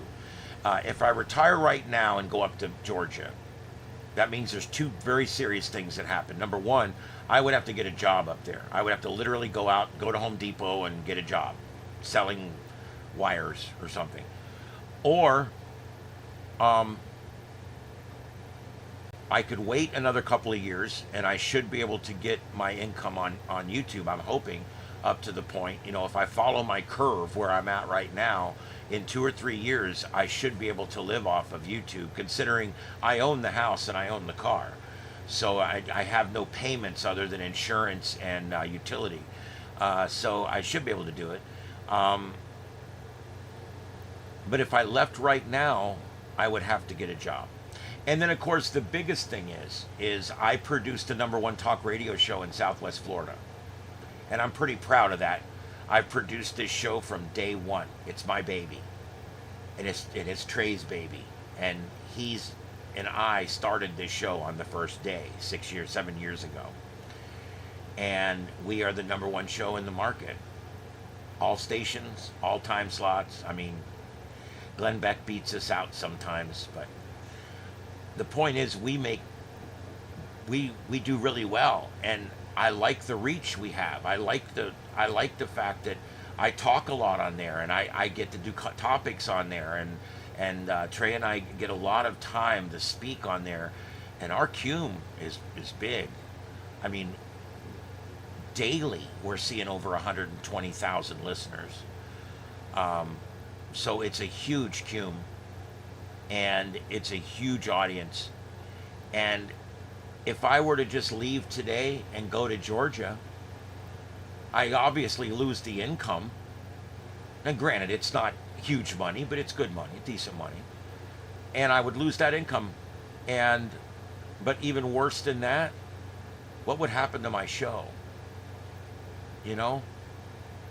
What would happen to my show? I don't think I can just leave my show right now.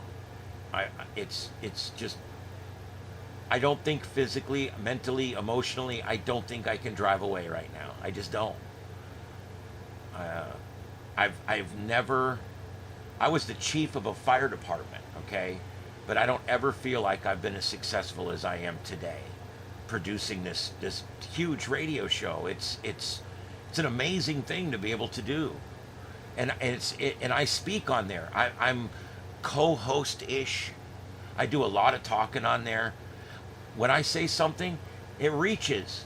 You know, we went on one night and we said the biggest problem with Fort Myers is the fact that the parking. I went on a rant on the radio one night about parking. And I mean, I freaked out. We paid for those spaces. We bought those spaces. That road right away belongs to you and me. And yet, I have to pay to park on a parking space that I already own. That's bullshit. And I went off on the radio about City of Fort Myers. They now make you take your phone and put an app in your phone if you want to park. If you want to park anywhere in the city, you have to have their app in your phone. And of course, it's a piece of shit because it's the government. And everybody's having problems with this app. It's garbage. And you have to go to your spot and get the number, and then you have to go to the app and put in the number that you're parked at, or you can scan the thing, and then you have to go in and pay with your credit card and all. It is ridiculous. And so we reeled about it on the show one night.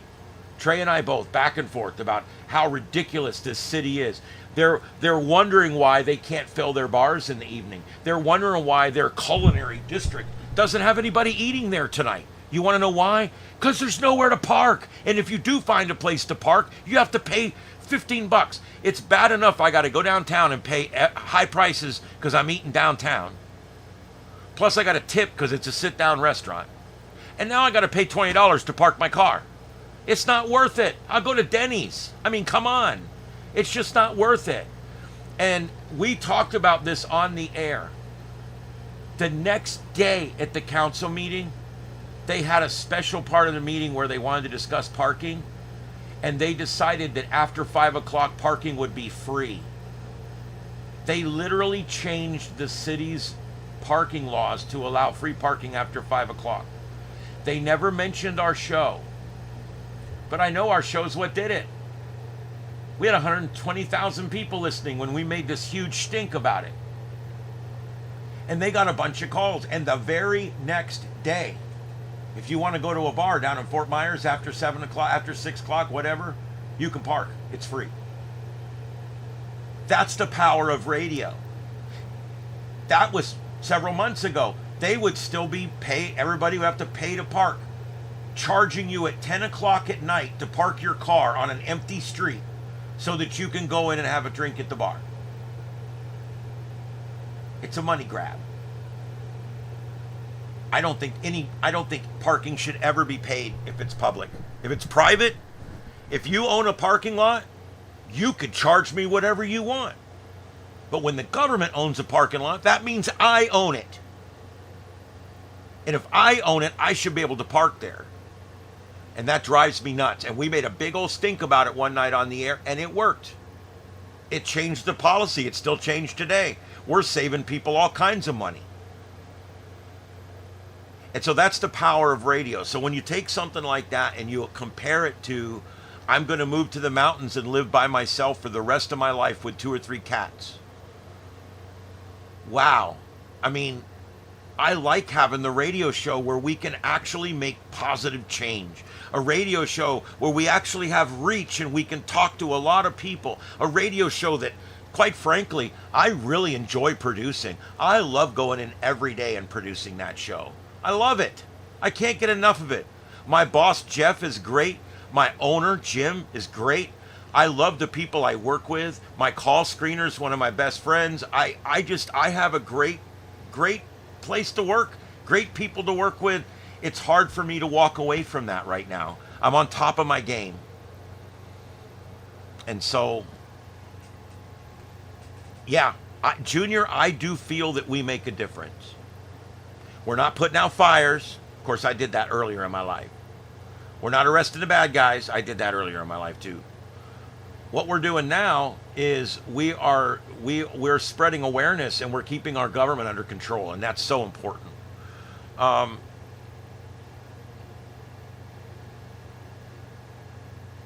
of course they're collecting personal information. Of course they are.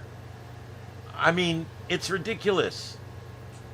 When you put the app in your phone, it asks to have the GPS turned on. Why would it need the GPS turned on? Yeah, exactly.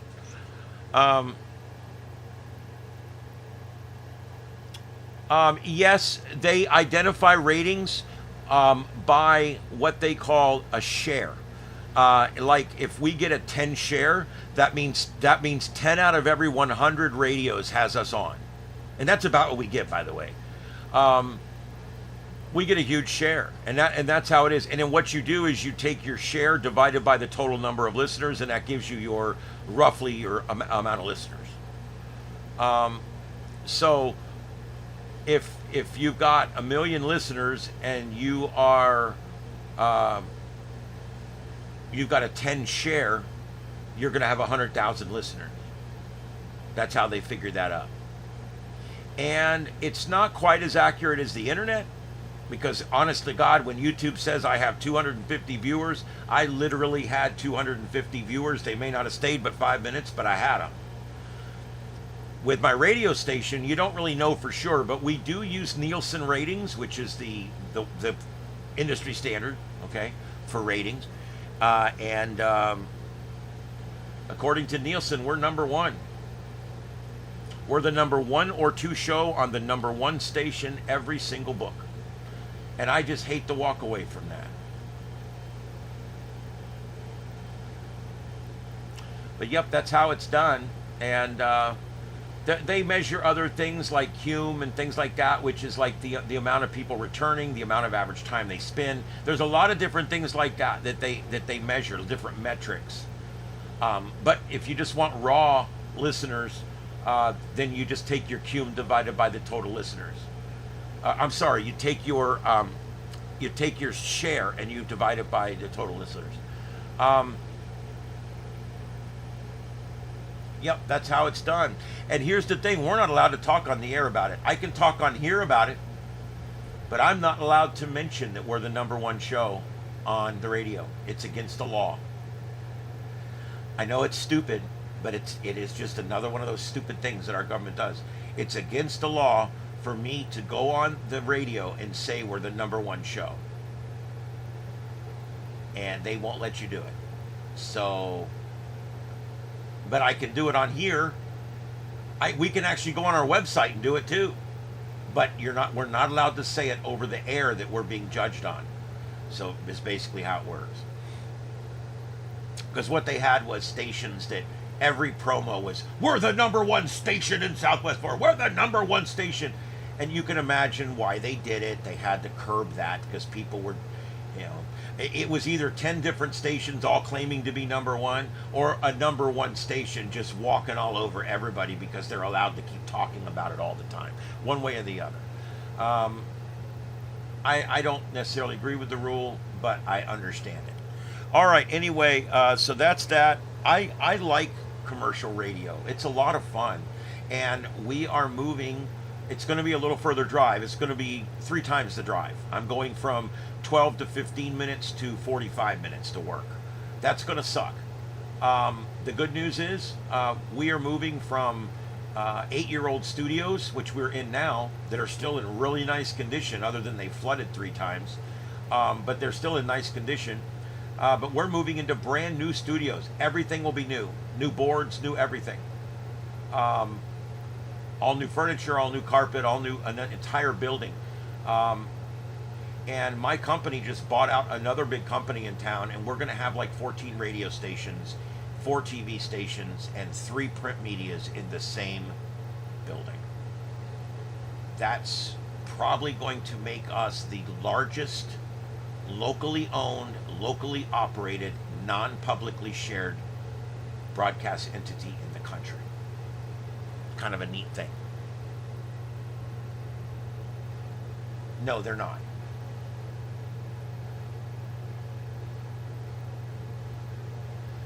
Nope, I'm not familiar with that name.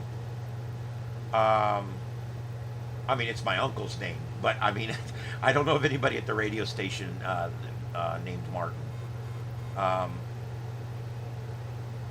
Yeah, I'm not going to get into names, but that's not the names of the people that own my station or operate my stations. But anyway, yeah, what a fun thing. What a fun thing. I love radio, and I'm going to miss it when I go. But I'm going to have this. I'm always going to be doing YouTube, so...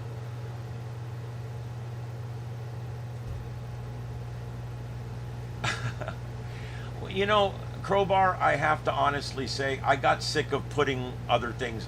Look, it is what it is. If you are living in a city that's ravaged by crime, and you don't want more cops to come make it a better city, you're pro-crime. If all you want is you don't want people to be deported for any reason ever, then you are anti-deportation. And if you don't want peace in Russia and the Ukraine, and you're protesting against the peace process in those 2 countries, then you're anti-peace. I'm sorry. I'm no longer going to sugarcoat things on here. It's not political. What it is it's the truth. All right? I think we need to start calling things like they are. Okay? If you can call something... We have a bad thing in this country about calling things stuff. Like, you call people pro-life. Why don't you call the other side pro-death? Well, because that would be terrible. We don't want to call people that, so we make up a name like pro-choice. That's a nice way of saying. And we do that as humans with everything we do. We always find a nicer way to say it. And it's the same thing with this. Oh, well, we're protesting because we don't want the military in D.C. No, you're protesting because you like it to be a crime-ridden city. And you want it to stay the way it is. That's all. Has nothing to do with Trump. I'm glad finally somebody stepped up to do something about it. For 2 or 3 years, that whole city has been spiraling. Just spiraling. When I was there about 4 years ago, I walked out the front of Union Station to get our trolley, and there was 70 or 80 homeless people all sleeping in that big circle right there in front of Union Station. And I was just like, this is our nation's capital. People come here and they see this. And the statement was made last week. You know, if you walk up to a restaurant and the front door is dirty and smeary and nasty and it hasn't been cleaned in days, don't eat there, because that's what the kitchen looks like too. Well, it's the same thing here. If DC looks like a rent-a-wreck, I mean, it literally, DC looks like a crime-ridden inner city, terrible place. They're having all kinds of trouble. Right on the mall, they're having problems there. Right in front of the White House, they're having problems there. It's bad right now. And there's other parts of the city that are a lot worse. Why would people not want that cleaned up? This is our nation's capital. It's one thing for Detroit to be a scum hole. It's one thing for Baltimore to be a shithole. It's one thing for New York to be crazy. But it's another thing for the DC, for our nation's capital, to be crime ridden and just every night, carjackings, robberies, murders, every night.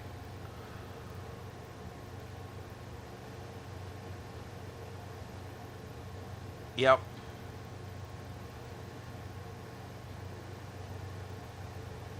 Yeah, I think you're right. You got to remember there's a lot of people in government that do better when we're doing worse. The government generally does better when we're doing worse too, but I'm saying you'll find that a lot of people in the government prefer it when you're not doing well and they are. I'm just sorry, but that's the way it seems. Um, yeah. Well, I'm going to call it like it is from now on. If you are, if you're pro Hamas, then you're for killing Jewish people. Let's put it right on the screen. Let's not beat around the bush. You know the most absurd thing I've seen, and I want to get you guys' opinion on this. Again, not political. What the most absurd thing I've seen this year? Here it is. Transgenders for Hamas. I saw a rally, and these guys were walking by, and these girls were walking by, and their signs read LGBTQ plus for Hamas. That person is stupid. Hamas kills gay people. I'm probably going to be demonetized just because I said that, but I want to make sure you hear me. Hamas unalives gay people every day. They throw them off of rooftops, okay? But our gay people in this country don't like our country, but they like the country where they're firing gay folks off of roofs.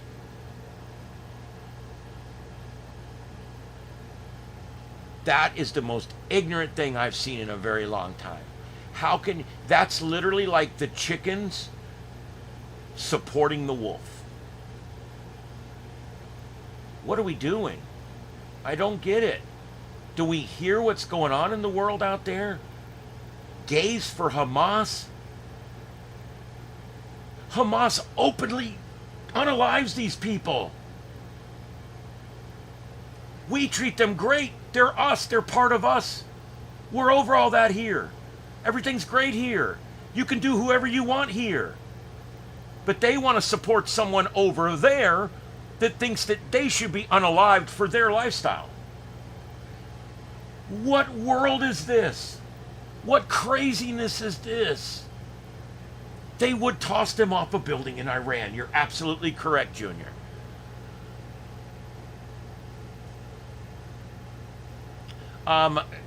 Probably I will eventually build another studio. I've got a 16 by 16 deck on the side of my house.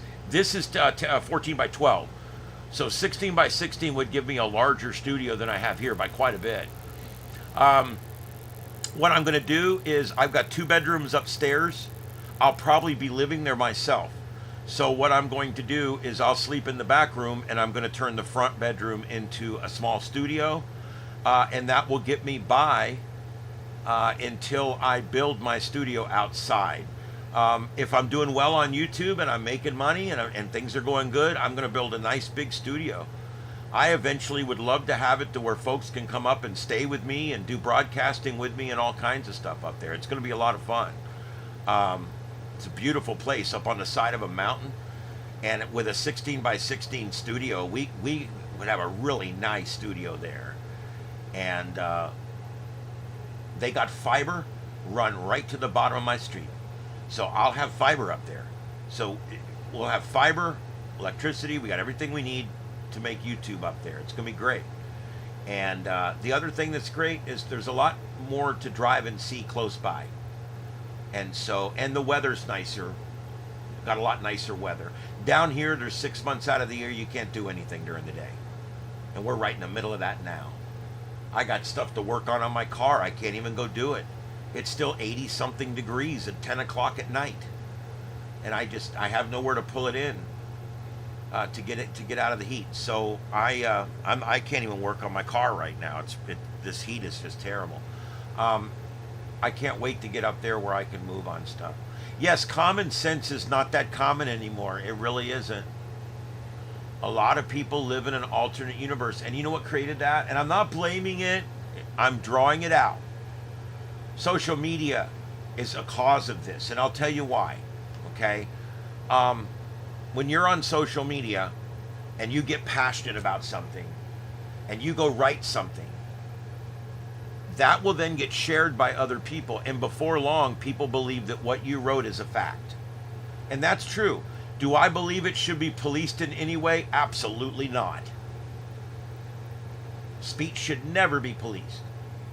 That being said, you have to understand what's going on. If I come out and say, Trump's hair turned blue, well, that doesn't even sound plausible. But if you put it on the internet and share it with enough people, suddenly it becomes news. And next thing you know, there's rumors going around that maybe his hair really did turn blue. It's stupid, but that's where we're at right now. And then you get crazy shit on there. Some of the crazy stuff. It's just crazy. Hey, no problem, Victor. I love doing it. I'm glad you guys have enjoyed it tonight. I hope you guys enjoy this up here. This is a slideshow. I actually downloaded 12 images of all the current goings on with the storm, and I loaded them into Streamlabs into a slideshow, which I don't use very often, but it works good. You can designate a specific folder, and then whatever pictures you put in that folder, it will show them in order, which is pretty cool. So I'm using that. I just can't believe that people in a first world country, that we all get along now, pretty much. The racism is coming to an end. The sexism is coming to an end. The LGBTQIA2S plus ism is coming to an end. We're getting to the point where in this country we really don't care what you do. I don't care. Boy, girl, penis, vagina. I really don't care. I don't care. But these people in this country, where we've grown so far that we're accepting of nearly everybody, except maybe men's playing in women's sports, we're pretty much accepting of everybody right now, right? But these people go out and have protests so they can support the people that don't accept everybody yet. They're in a country where we've accepted people who are gay. We've completely accepted it. Okay? I know I have. I don't care. Our country has accepted it. I really believe that. We're good with it now. But now our gay people want to support Hamas, which unalives gay people. You're in a country that's got acceptance. Why don't you like the country you're in? You should love this country. I'm beside myself over it. I don't understand it. I just don't understand it. You're in a country where you're accepted. You're in a country where you can do whatever you want. You can do it how you want, with whoever you want. And yet, what you've decided to do with your life is go support people on the other side of the country, or the other side of the world, that unalive people like you on a daily basis from rooftops.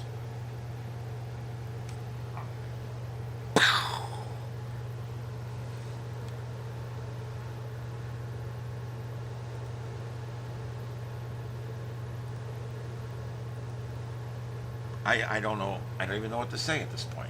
That's it. Yes. What's that other one? Snapchat's pretty good too. There's some. I don't know what it is about people, but it's like I'm really mad, so I'm gonna go sit in my car and go online and cry online about it. Anyway.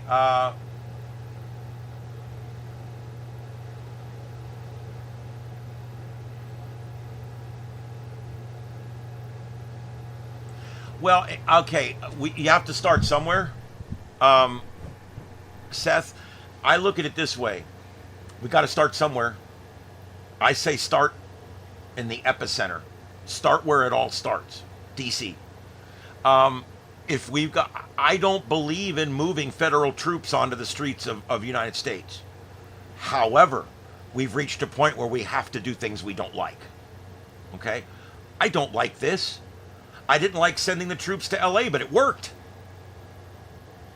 We sent the Marines in. What wasn't the Marines? Marines. We sent the Marines in the air. We sent the National Guard in there. No rioting. It all went away because the show of force was there. So you can say what you want, but it worked. Same thing in DC. They've already made hundreds of arrests in DC. DC is going to get fixed now. Do I think we should do this to every big city and go in with the federal government? No, I really don't. I think we need to continue to work on getting our local and state governments to step up and do what's right in these inner cities. Bottom line, we don't have these problems in our big cities here in Florida. And they're still blue. They're blue cities. Jacksonville, Tampa, blue cities. But we don't have these problems like we do everywhere else. I don't know. It's kind of weird.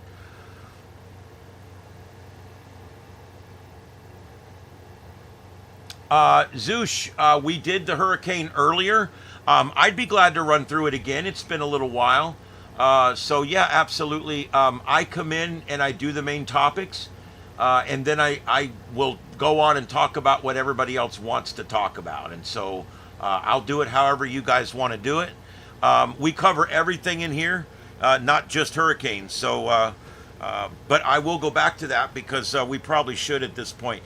Let's see, the 11 o'clock advisory just came in, so let's go ahead and get that going here. Let me put that on for you guys. Give me 1 second. There we go.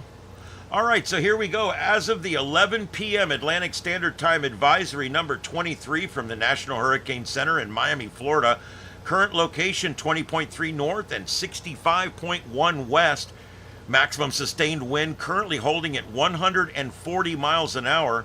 That still maintains the major hurricane status. Movement west-northwest at 14 miles an hour. And you can see there it is now forecast to remain a major hurricane all the way until Thursday of next week. So this will be around for a little while, folks. We'll be covering this every night here on the Sights and Sounds of Earth. Well,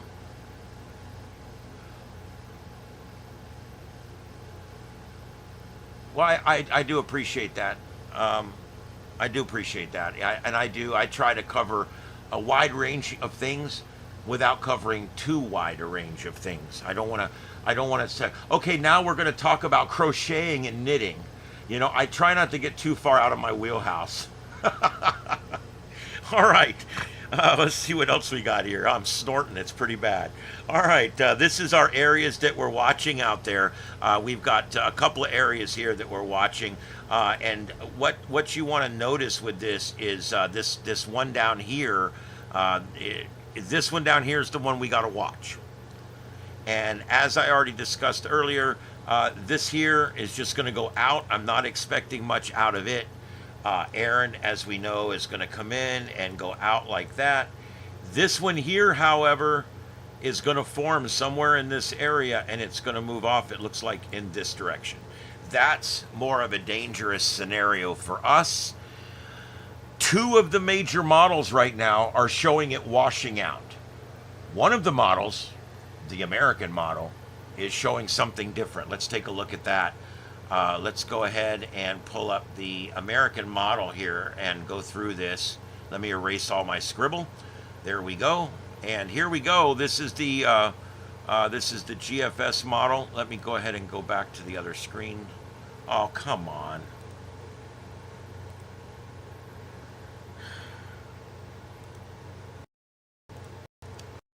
Jesus, what a mess.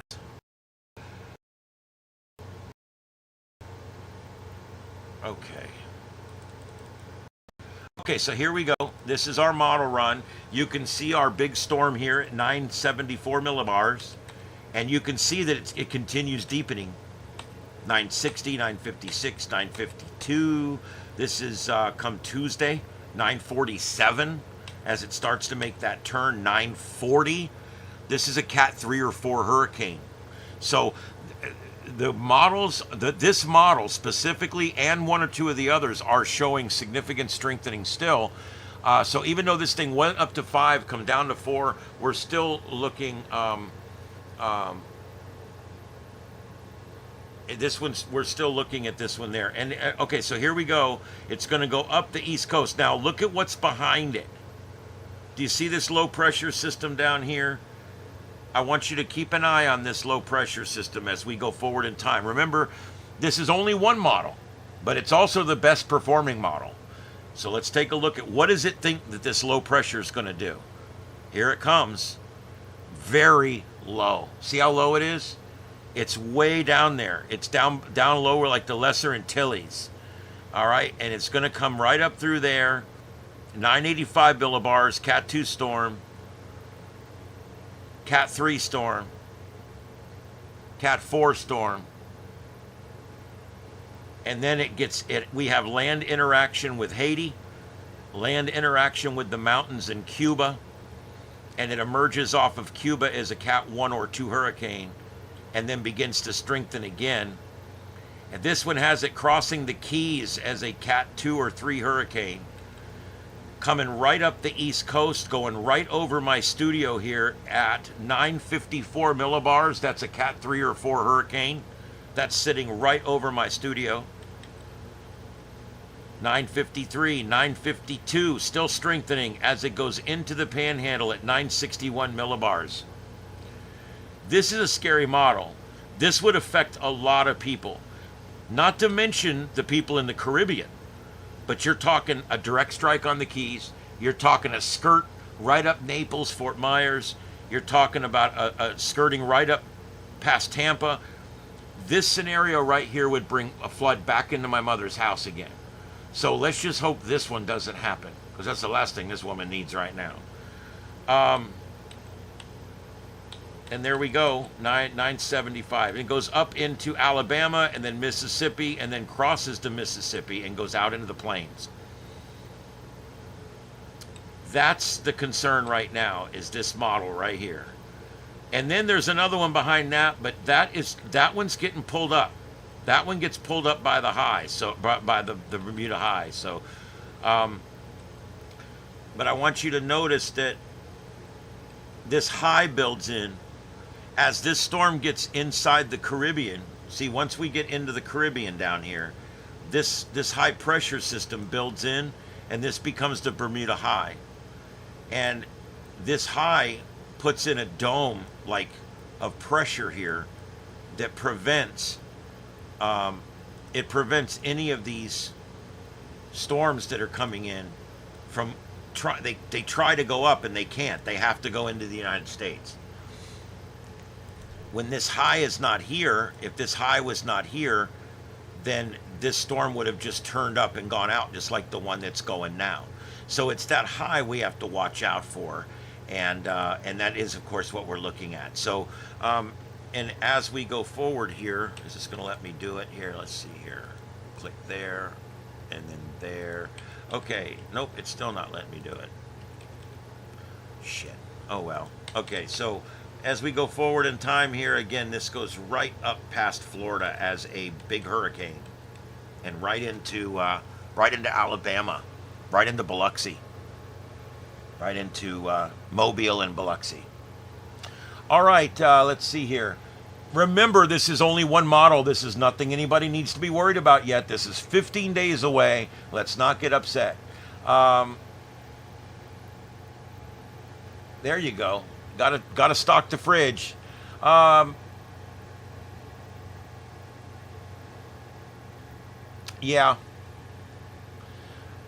Yeah, we have a homeless thing here, but it's not that big a deal here.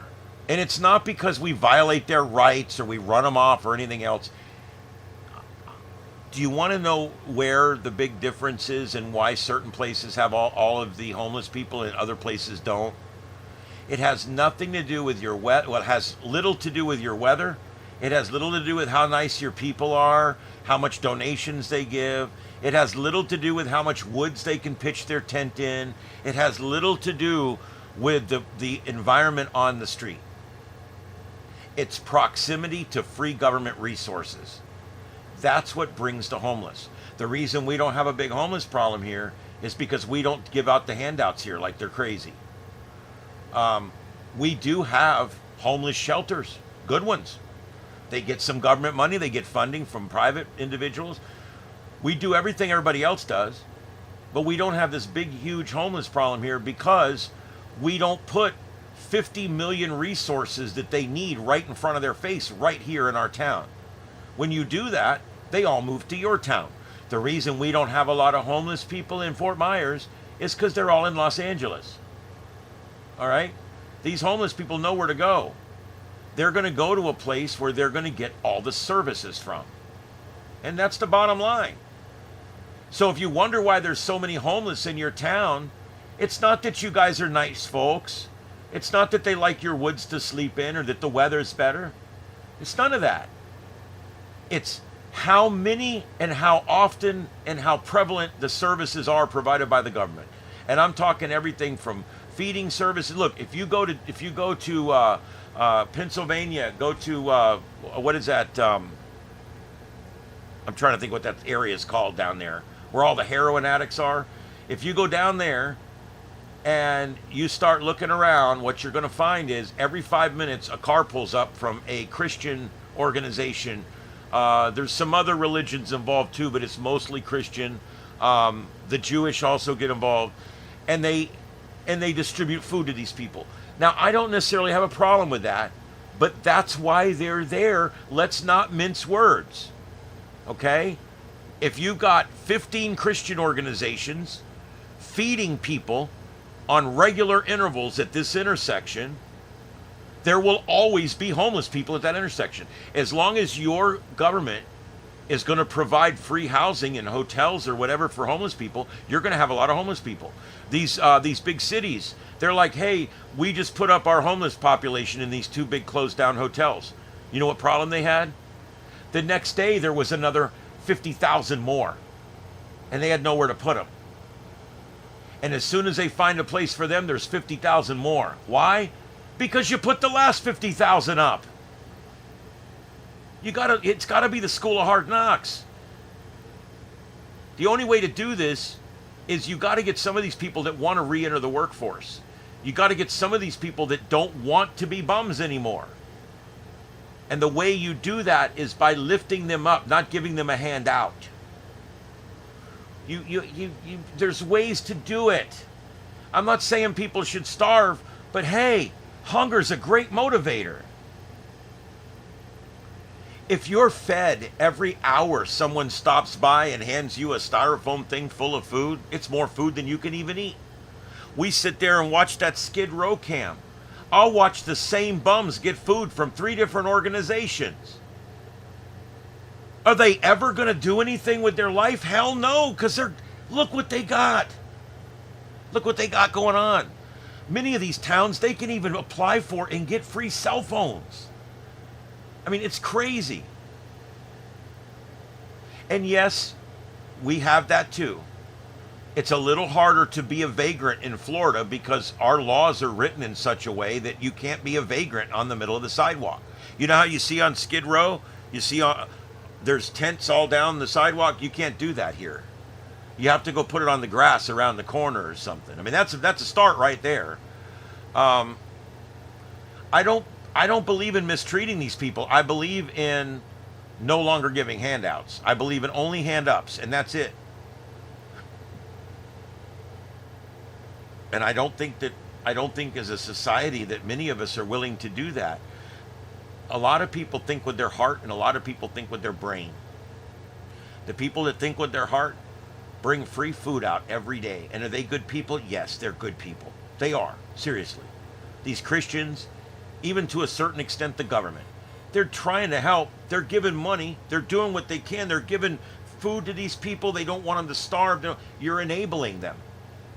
That's the bottom line. You're enabling them. And as long as you continue to enable them, then the problem just gets worse. It never gets better. What we do down here is we do a combination of both not treating them bad, but not allowing them to run amok either. And we provide some services so that they can survive, but not enough services that they all want to move here. That's the key, striking a balance. When a county says any homeless person here is entitled to a free place to live, they're going to get in whatever vehicle they have, or they're going to hitch a ride, or they're going to get on a Greyhound bus, and they're coming to your town because you just made that statement. It's bottom line.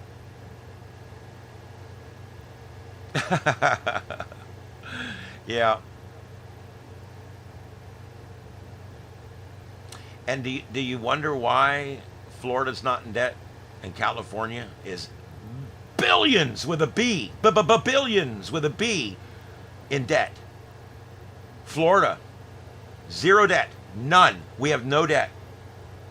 We run in the black in Florida. Our fire departments, our mosquito control districts, our hyacinth control districts, our counties, our cities, all of our state agencies, our state budget, county budgets, city budgets, township budgets, they all have to finish in the black.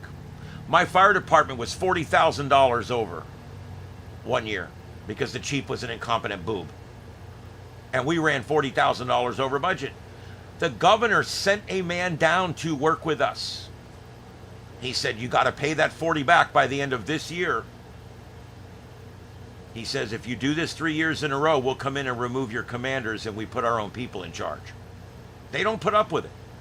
You don't do that. If you need to borrow some money to buy a fire truck, you fill out the right paperwork, you get permission from the state, you borrow the money from a bank, and you pay for the fire truck.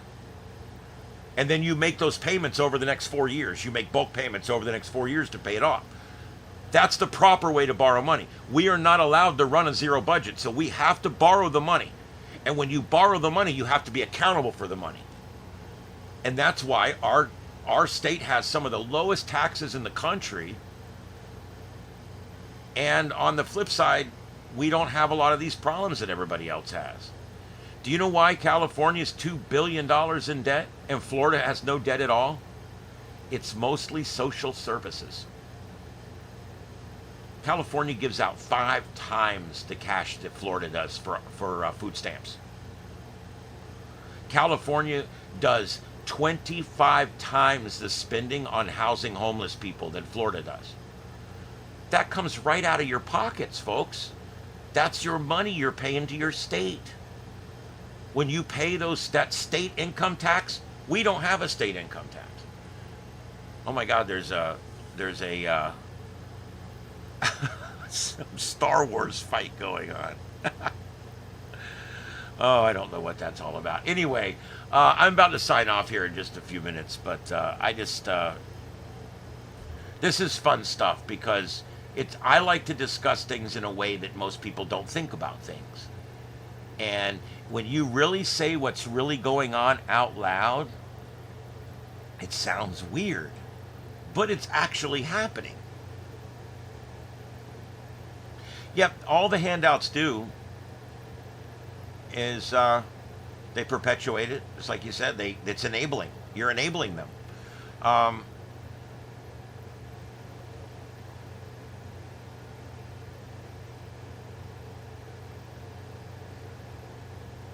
Yes, and you know what? Everybody has a right to those food stamps. They're there for you if you need them, but only when you need them, and then we need to get you back off of them again. I do believe in social services. I believe in sunsets. I believe that you should be able to get any service you want, and unless you're permanently disabled, there's a sunset. You get 1 year of benefits. If you can't find a job in 1 year, come on. Yes, Texas is just like Florida. It's constitutional. They must operate in the black. Look, there's no other way to operate, guys. There's no other way to operate.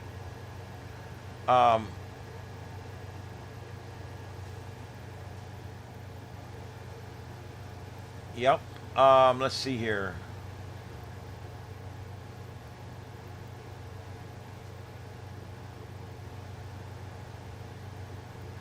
Well, and that's the problem, Crowbar, is they make it, they incentivize it.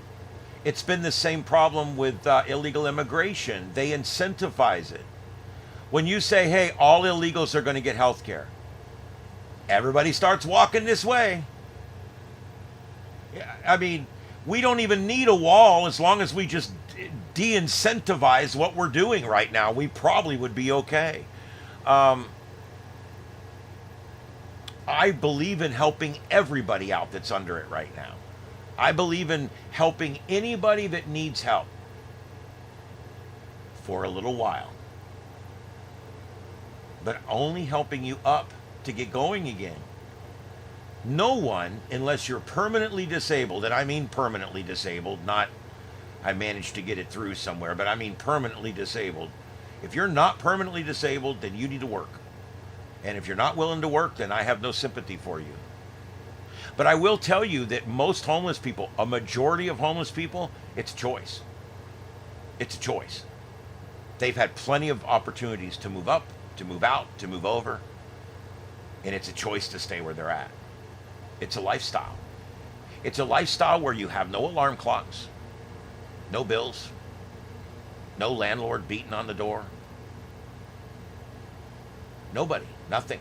You're not doing anything to be criticized for. You literally just go out and you eat what you can eat, you live where you can live, you sleep where you can sleep, and you can be as lazy as you want to be.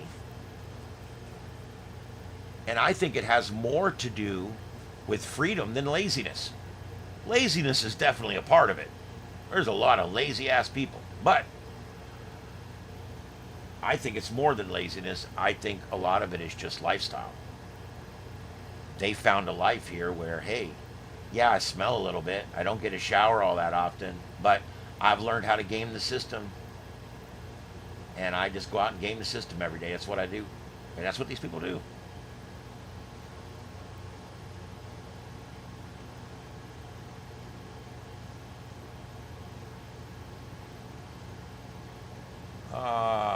Boy, I tell you, you just, the mental hospitals.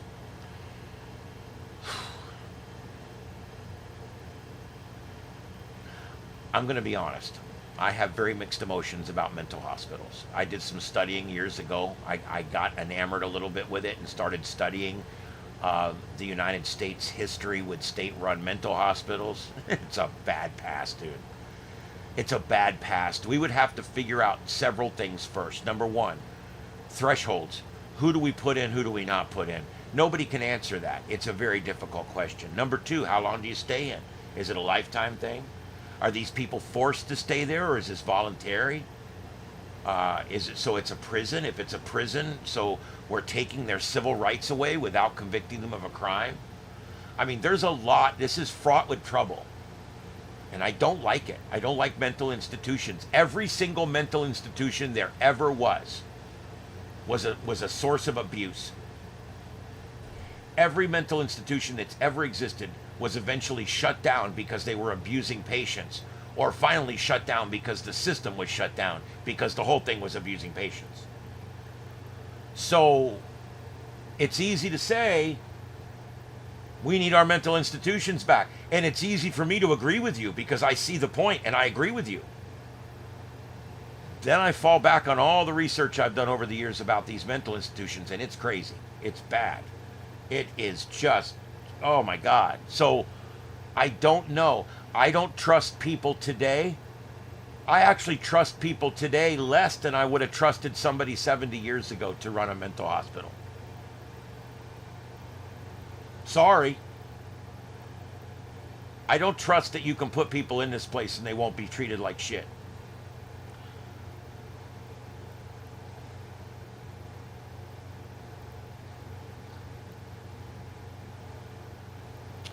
Well, Noble, that's a way to go. I'll tell you, down here, medicinal marijuana is huge. I believe last I checked, there was like 650,000 Floridians that had a medical marijuana card. It has been discovered to be one of the best medicines of our time. And thank God the stigma is slowly going away. Just like the stigma on UFOs is slowly going away. Even the stigma on ghosts has slowly gone away over the last 50 years. And the stigma on Mary Jo is going away as well. People are starting to accept it now as a medicine.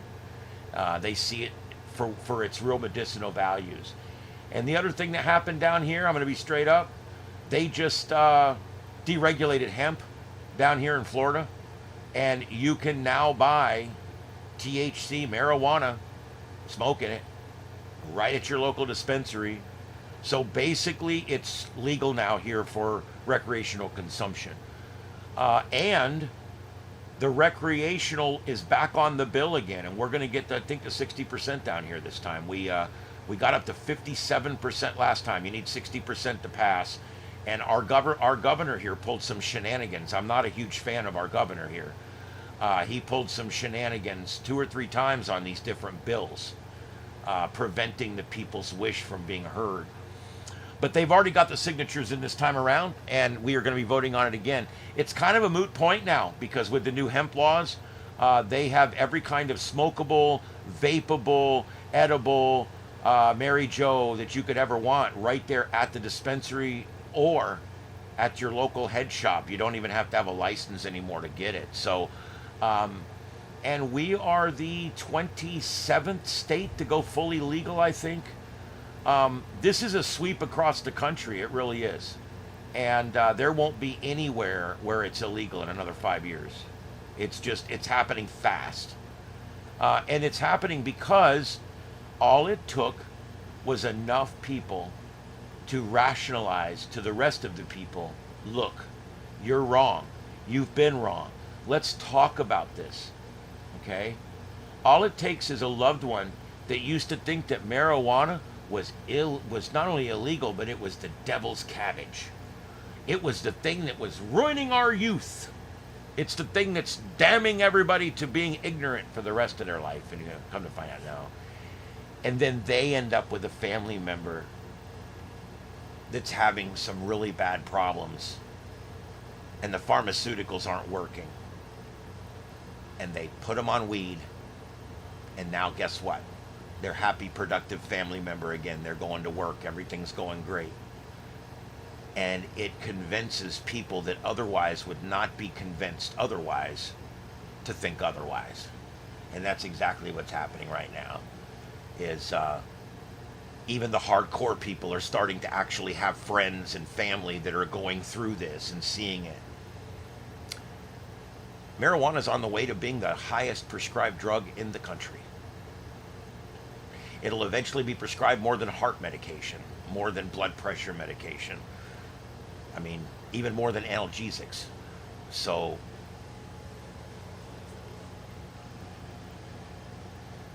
it'll pass this time, Junior. I think it will pass this time. He was a prick last time. There's some things I like that guy on. There's some things I hate that guy on. I'm going to be honest. I got to love-hate with Ron. But whatever.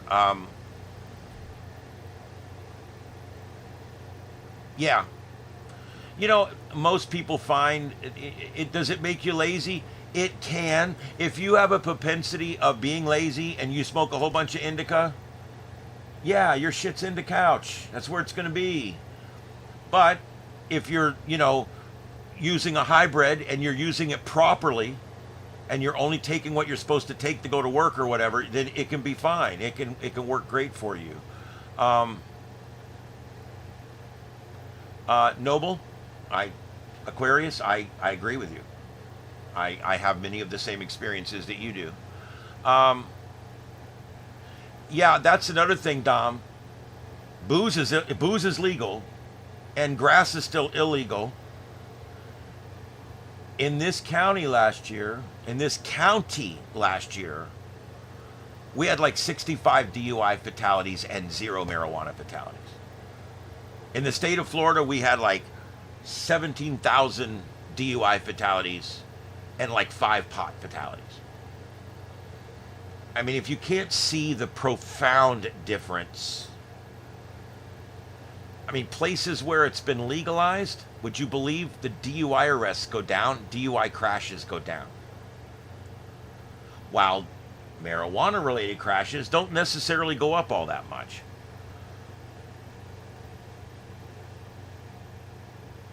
I think it will help, Victor. If you like Cheech and Chong movies before, you'll love them when you're baking. Um, Aquarius. Yeah, I think I did too at some point. Hey, man, what's up? Uh, hey, man, why don't you roll one up? Let's see here. Crowbar, I read that. If you want something to fail, put the government in charge of it. There's a reason for that. The government is the only business in the country that doesn't have to succeed. If Yoo-Hoo doesn't sell enough Yoo-Hoos, Yoo-Hoo goes out of business. If Walmart pisses off all their customers, Walmart goes out of business. If the tax collector doesn't give you 5-star service, nothing you can do about it. You still have to go wait in that line and pay those goddamn taxes, don't you? You still have to pay those taxes or they take your shit away. And so, yeah, government is the only business in the country that doesn't have a bottom line. They don't have to perform. And in a lot of states, they don't even have to work within their budget. There's states like Michigan and New York and New Jersey and California. The fire departments are all in debt. The police departments are all in debt. The public works departments are all in debt. The counties are all in debt. The cities are all in debt. The city fire departments are all in debt. When you start looking at how it is in these states, it's like, what are you people doing? You cannot run every year spending more money than you make. Do you do that at home with your checkbook? No, you can't do it at work either. What is wrong with people? That's right. They can F up really badly and still be there. They can completely drop the ball and still be there. A big school shooting, I'm not going to get into shootings, but big shooting, right? The FBI received a number of phone calls about this kid. They were told that he was going to do exactly what he did. They never even bothered to get off their ass and go investigate him. And he did it. And then the cop we paid to go in and save people chickened out. So yeah, the government is not there to help you, that's for sure.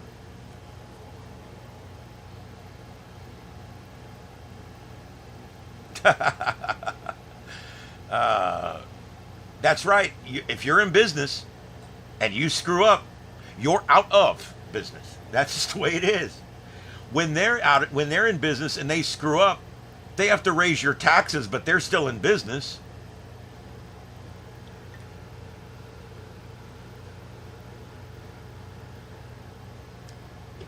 All right. All right, guys, let's do a last call in the chat room. I was going to do about 30 minutes tonight. We're now at 2 hours and 38 minutes. So I've done my bit for God and country tonight. I think I'm going to sign off soon. It's not even that there's not enough accountability. Many times there's no accountability at all in government. How many times have we heard the cops say, look, we investigated what happened and we determined that we didn't do anything wrong. And that's the end. That's the end of it. No one else looks at it. No other departments look at it. The state doesn't look at it. We're having that problem here now with law enforcement. Our local sheriff here, Tyrant, I like the sheriff north of us. I like the sheriff south of us. And I like the sheriff east of us. But the one I got in this county is a tyrant.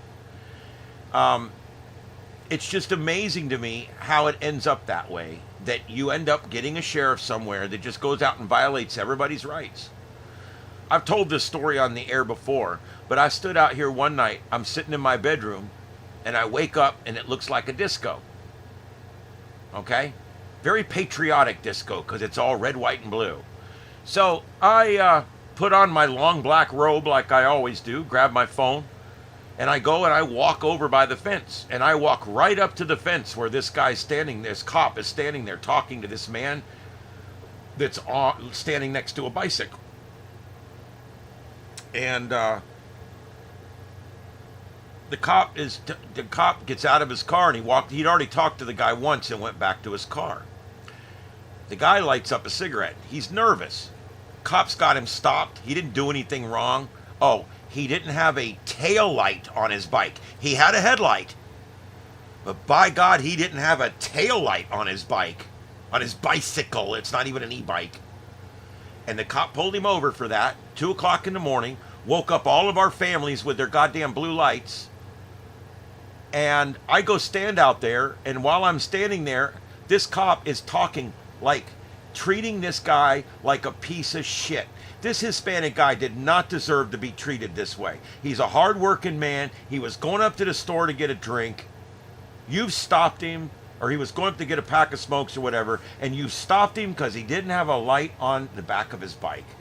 That's petty, tyrannical bullshit right there.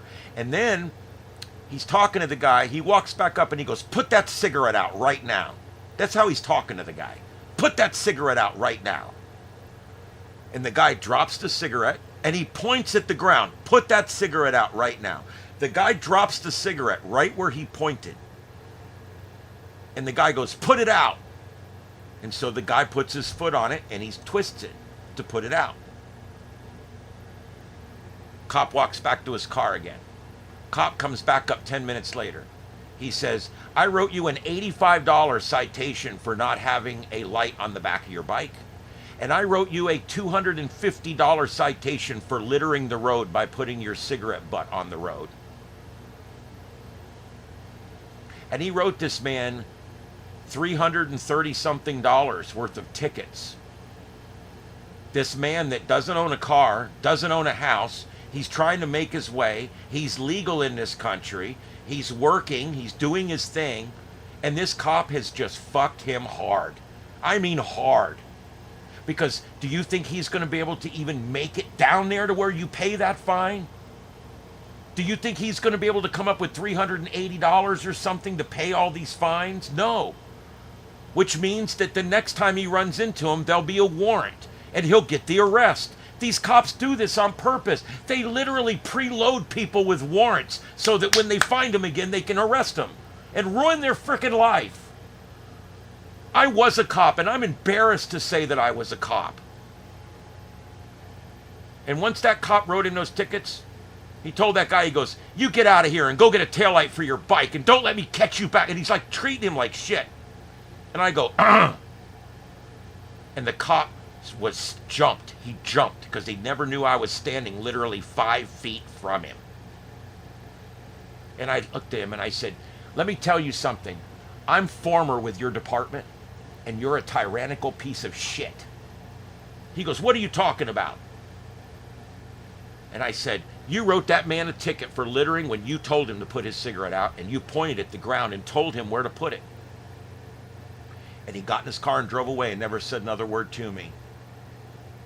And I called and filed a complaint. They wouldn't even call me back. They wouldn't even call me back. And I used to work for that department. I'm embarrassed. I'm embarrassed. I don't even tell people I'm a cop. I don't want it on my tombstone. I'm embarrassed.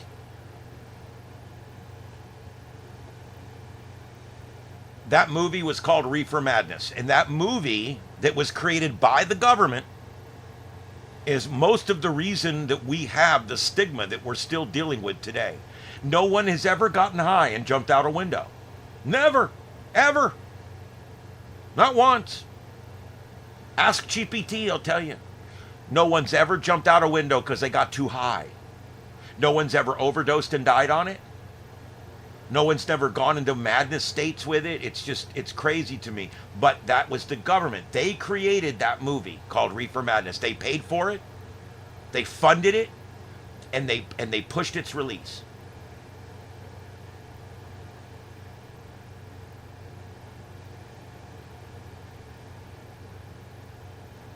Yes, anybody that thinks that the police are there for you is ridiculous.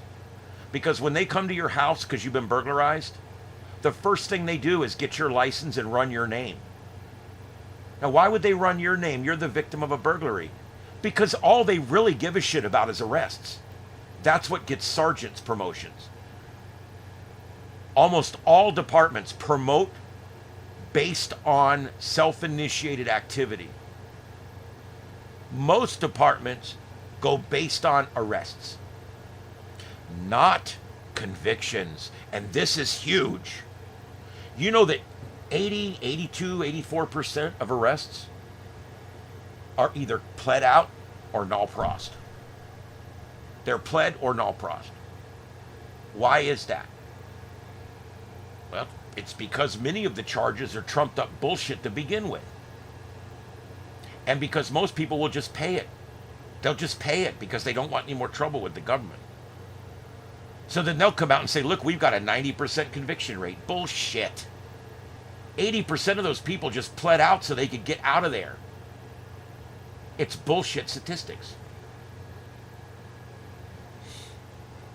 When you pay the ticket, when you just pay the ticket, they count that as a guilty plea. That's a guilty plea. Which means at the end of the year, there are 91% of people that came before us got a guilty plea. It's bullshit numbers. You may or may not ran that stop sign. Doesn't matter. Cop wrote you a ticket, you're paying it. It's a broken system. It really is.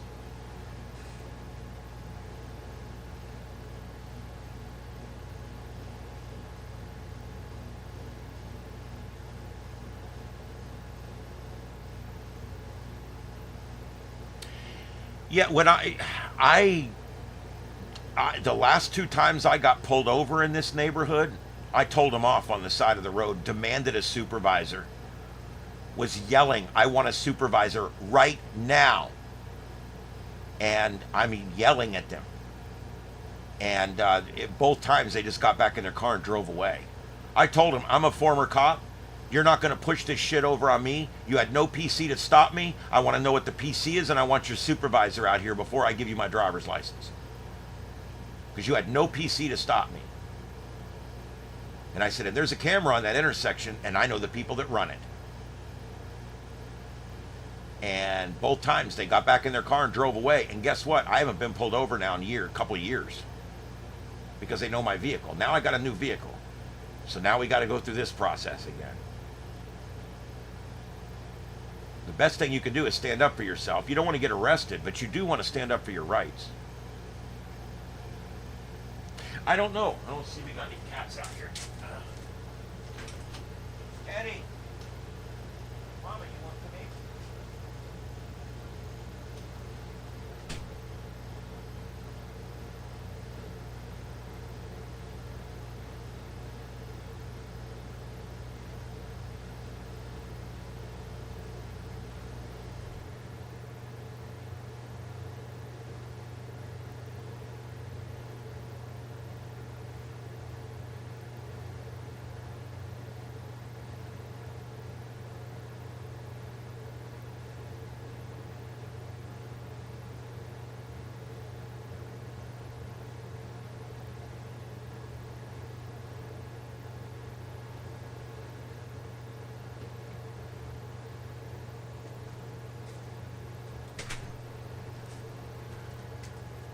Okay, I got a new one tonight that you guys haven't seen.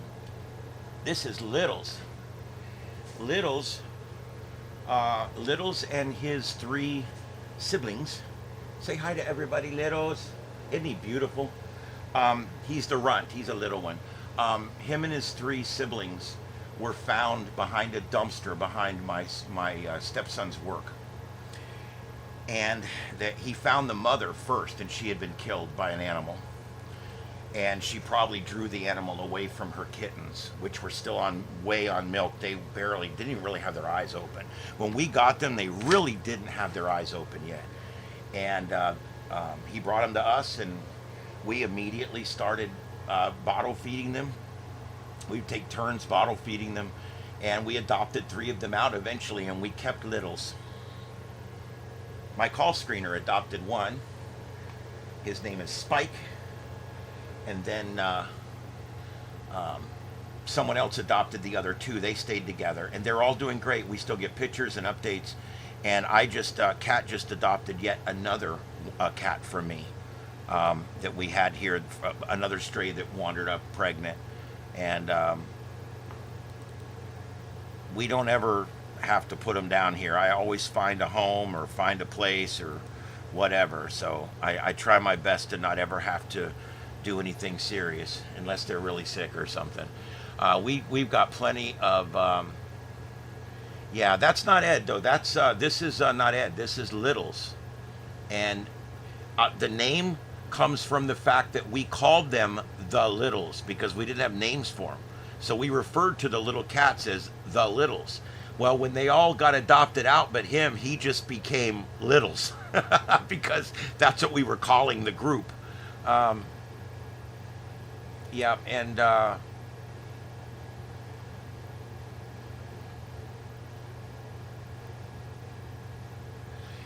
yeah, Aquarius. I don't like interacting with the police either because they're fairly corrupt here, and they will very easily lie to charge you with something, or they know how to play all the games, and so yeah, I try to stay away from 'em. I have two friends that are cops, and I don't even hang out with them much anymore.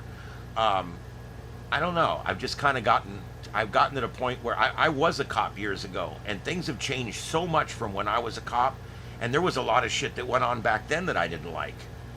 Um, but it's gotten a lot worse.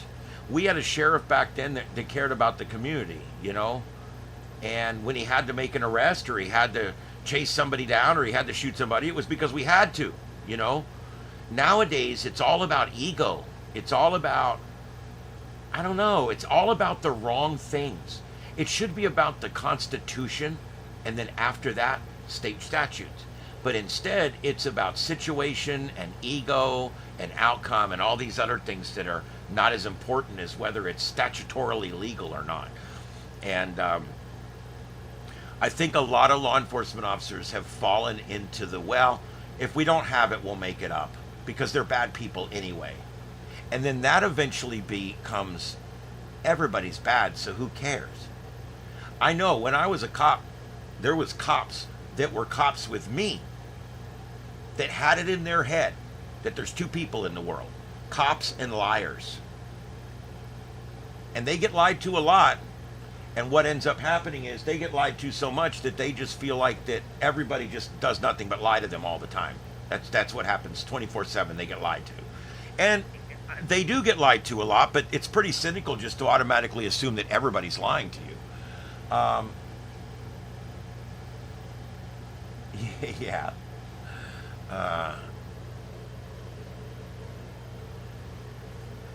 Come here, kitty.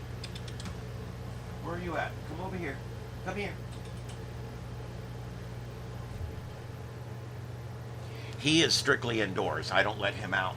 He's got litter box. Him and his younger brother.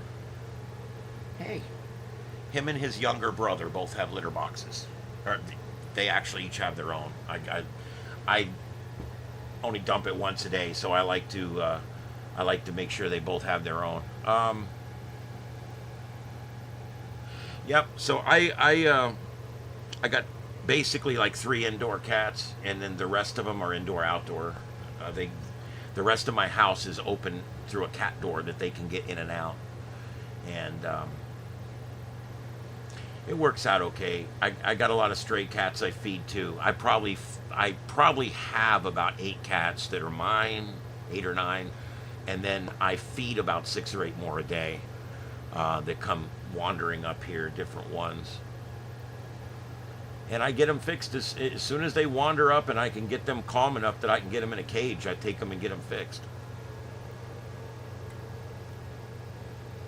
What you doing? What you doing, my pretty boy? He's such a good cat. He don't come out here much, so this is kind of like, whoa, what the hell? Whoa, what's going on, Litos?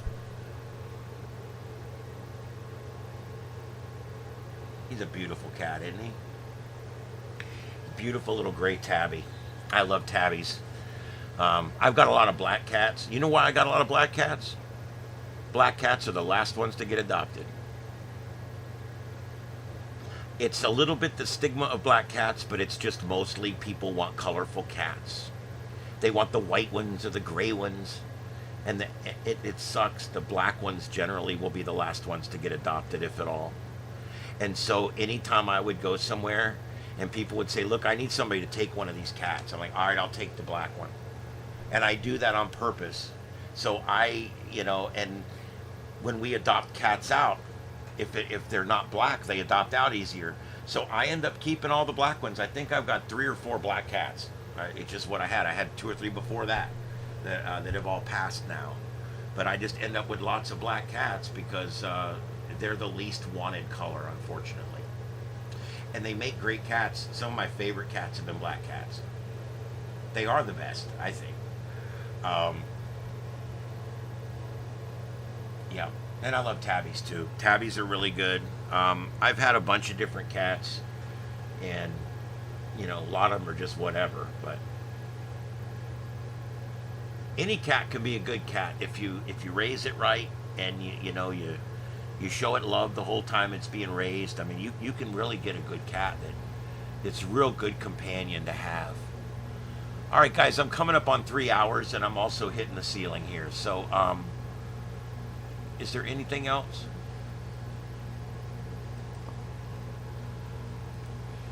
I'll give it 2 or 3 more minutes in the chat room. If there's anything else you guys want me to address, cover, or talk about, just let me know. What is it, Ed? Or I just called him Ed. It's not Ed. He looked at me like, I'm not Ed. Ed lives in the room, though. Ed's mostly indoor. He comes out a couple times a day because he don't like crapping in a litter box. So he'll go out and crap outside, but then he comes right back. He's turned into an AC cat. Once a cat they're just like people. Once they get used to the AC, every day now, Ed, about 10 or 11 o'clock, he'll come and start screaming at the door in the morning. And what it is it's getting hot out there, and he wants me to come let him back into the bedroom where it's cool. Oh, thank you, Callie. I appreciate that. Yeah, my mom's in the hospital, guys. It was touch and go yesterday, but she pulled through that. And now we've just got a lot of rehab to do, and hopefully we can get something back. I'd like to think we can get her up walking again and get her going again. The day before this happened, I took her for a walk. We went all around the entire Edison Mall. The entire mall. It's not a small mall. And we went around the whole thing, all the way around the outside of the whole mall. So, I mean, she was doing good. She's in a walker, but she was doing it herself. I mean, she's walking it. And then this happens. And now it's just a major setback. And if I can't get her up walking, I don't know how I'm ever going to get her exercised, She's 81, by the way. Yeah, Callie, it was.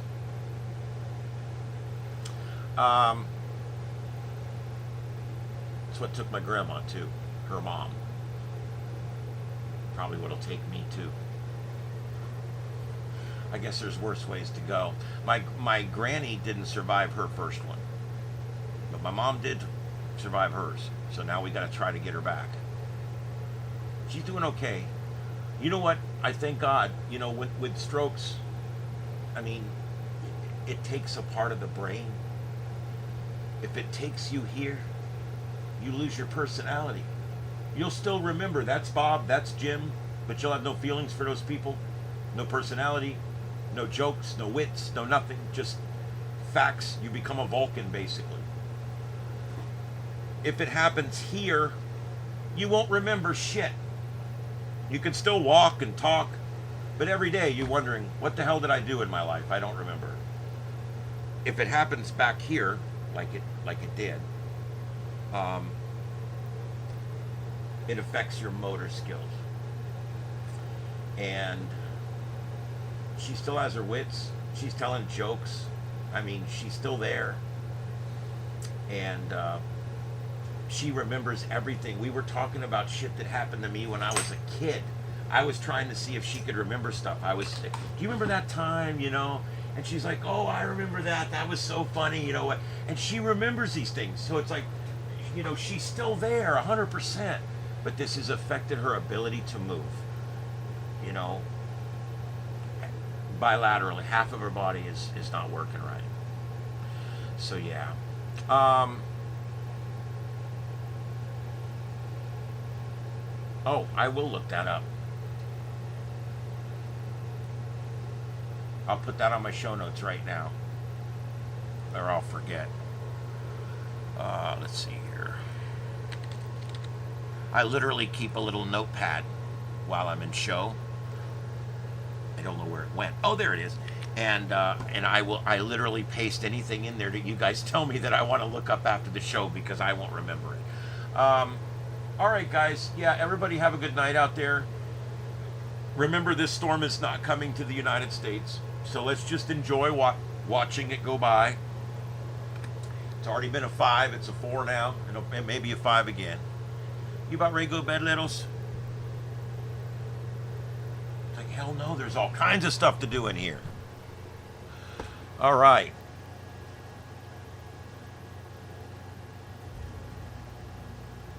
Methylene blue. Yeah, I'm going to look it up right now as soon as I get off the air. Yeah, red, I mean, it's difficult for me because, I mean, my mom and I are tight. We've been best friends. I mean, I only been married once, and it was, I was with Carlotta for like, I don't know, 12 years or something. But I really don't, other than that, I've never been married or had kids. And so, my mom has been a lot of my friend there, I mean, my dad didn't like to go out and do a lot, so my mom and I went and did a lot of things, and we would go to the cabin, go to the mountains, and go do a lot of things, and so we're very close, we're very tight, we're friends, and so it's a little more than just the mom that you go see once a month or whatever. And with me, and it may be that way with you too. With me, my mom is my friend. She's one of my dear friends, and I love to spend time with. We have a lot of general interests together, and yeah. Yeah, well, the good news, Aquarius, we're spiritual. We believe that everything will be okay either way. And she's okay with it. I'm not, but she is. She told me. She said, I've lived my life and I'm good. I'm good. She said, if I go right now, I'm happy. I hope that when I get that age, that I handle it as well as she is, because I don't know if I will, but she really seems to be handling it better than, I don't know, handling it well, better than I would have probably handled it. Oh, I don't know. Anyway, one last look at the storm here on the radar.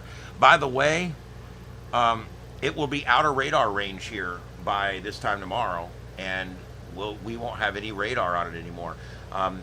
That's another phenomenon that we haven't figured out yet. We really need to get radars out in the oceans, in the Gulfs, but it's hard to do. You need at least an island, and then of course it becomes a logistical nightmare from there. But yeah, I mean, it's one of those weird things. I always thought that they would eventually figure out, hey, let's build an oil rig looking thing and put a tower on it or something. But for some reason, we've never gotten those open ocean radars. So right now we're on the San Juan, Puerto Rico radar, and it's going to move on up.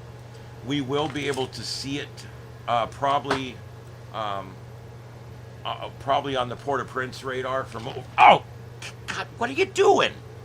The fuck was that? Seriously? Jesus. That hurt. I don't even know what you did. You like kung fu'd my ass or something with claws.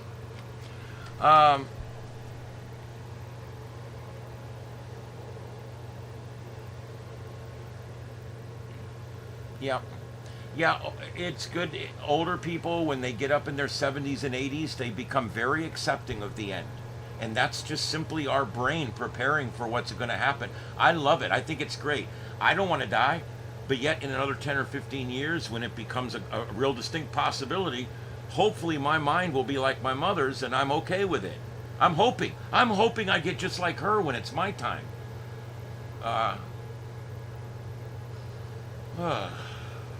Anyway, all right, guys. Yeah, you still have satellite. You always have satellite. We have satellite anywhere on the globe.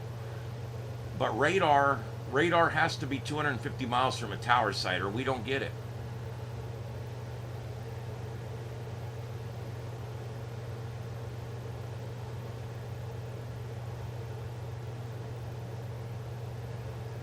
All right, guys, I do have intention to be on tomorrow night. Let's see how it goes. I will announce one way or the other over on the general tab on Discord. I'm trying to keep that up to date. If anything goes on with me, I put it in there on Discord under general on the main tab. And so if you check there, you'll see if there's anything going on with me, I'll put it there. And if I'm not coming on, I'll let you guys know I'm not coming on. I guess that's about it. Does anybody have anything else? Last call. Seriously, last call. I've been on 3 hours and 6 minutes. My name's Ian. This is Starship Adventures. We cover a lot of things here. We do space weather, terrestrial weather, science. We do a lot of stuff with geo stuff and all kinds of different stuff. Earth, science, volcanoes, earthquakes, hurricanes, tornadoes, you name it, we do it here. And we also get into radio propagation and ham radio and stuff too. So it's a lot of fun. So join us again. Hit that sub button. It makes a big difference for us out here. And I guess that's about it. Oh man, I'm so done. I can't even keep my eyes open anymore. It's so bad. All right. Anyway, there's your last look at the storm there. And both those protests they're showing there are from earlier, obviously. That Alaska one could still be, I think could still be live because it looks like it's starting to get dark there. That Alaska one, I think it's been live all this time. The other one is not. Obviously, that was from earlier today. All right, I guess that's about it, everybody. Yeah, I probably will turn into the little old cat man. He lives in that little cabin down there, and he's always bitching about everything. That's me. All right, guys. Everybody, have a good night out there from live from Starship Studios in Southwest Florida. This has been the Sights and Sounds of Earth on Starship Adventures. We'll see you guys again down the log on the next adventure, or, well, maybe tomorrow night on our next show. We'll see you then. 7-3s, everybody. Have a great night out there.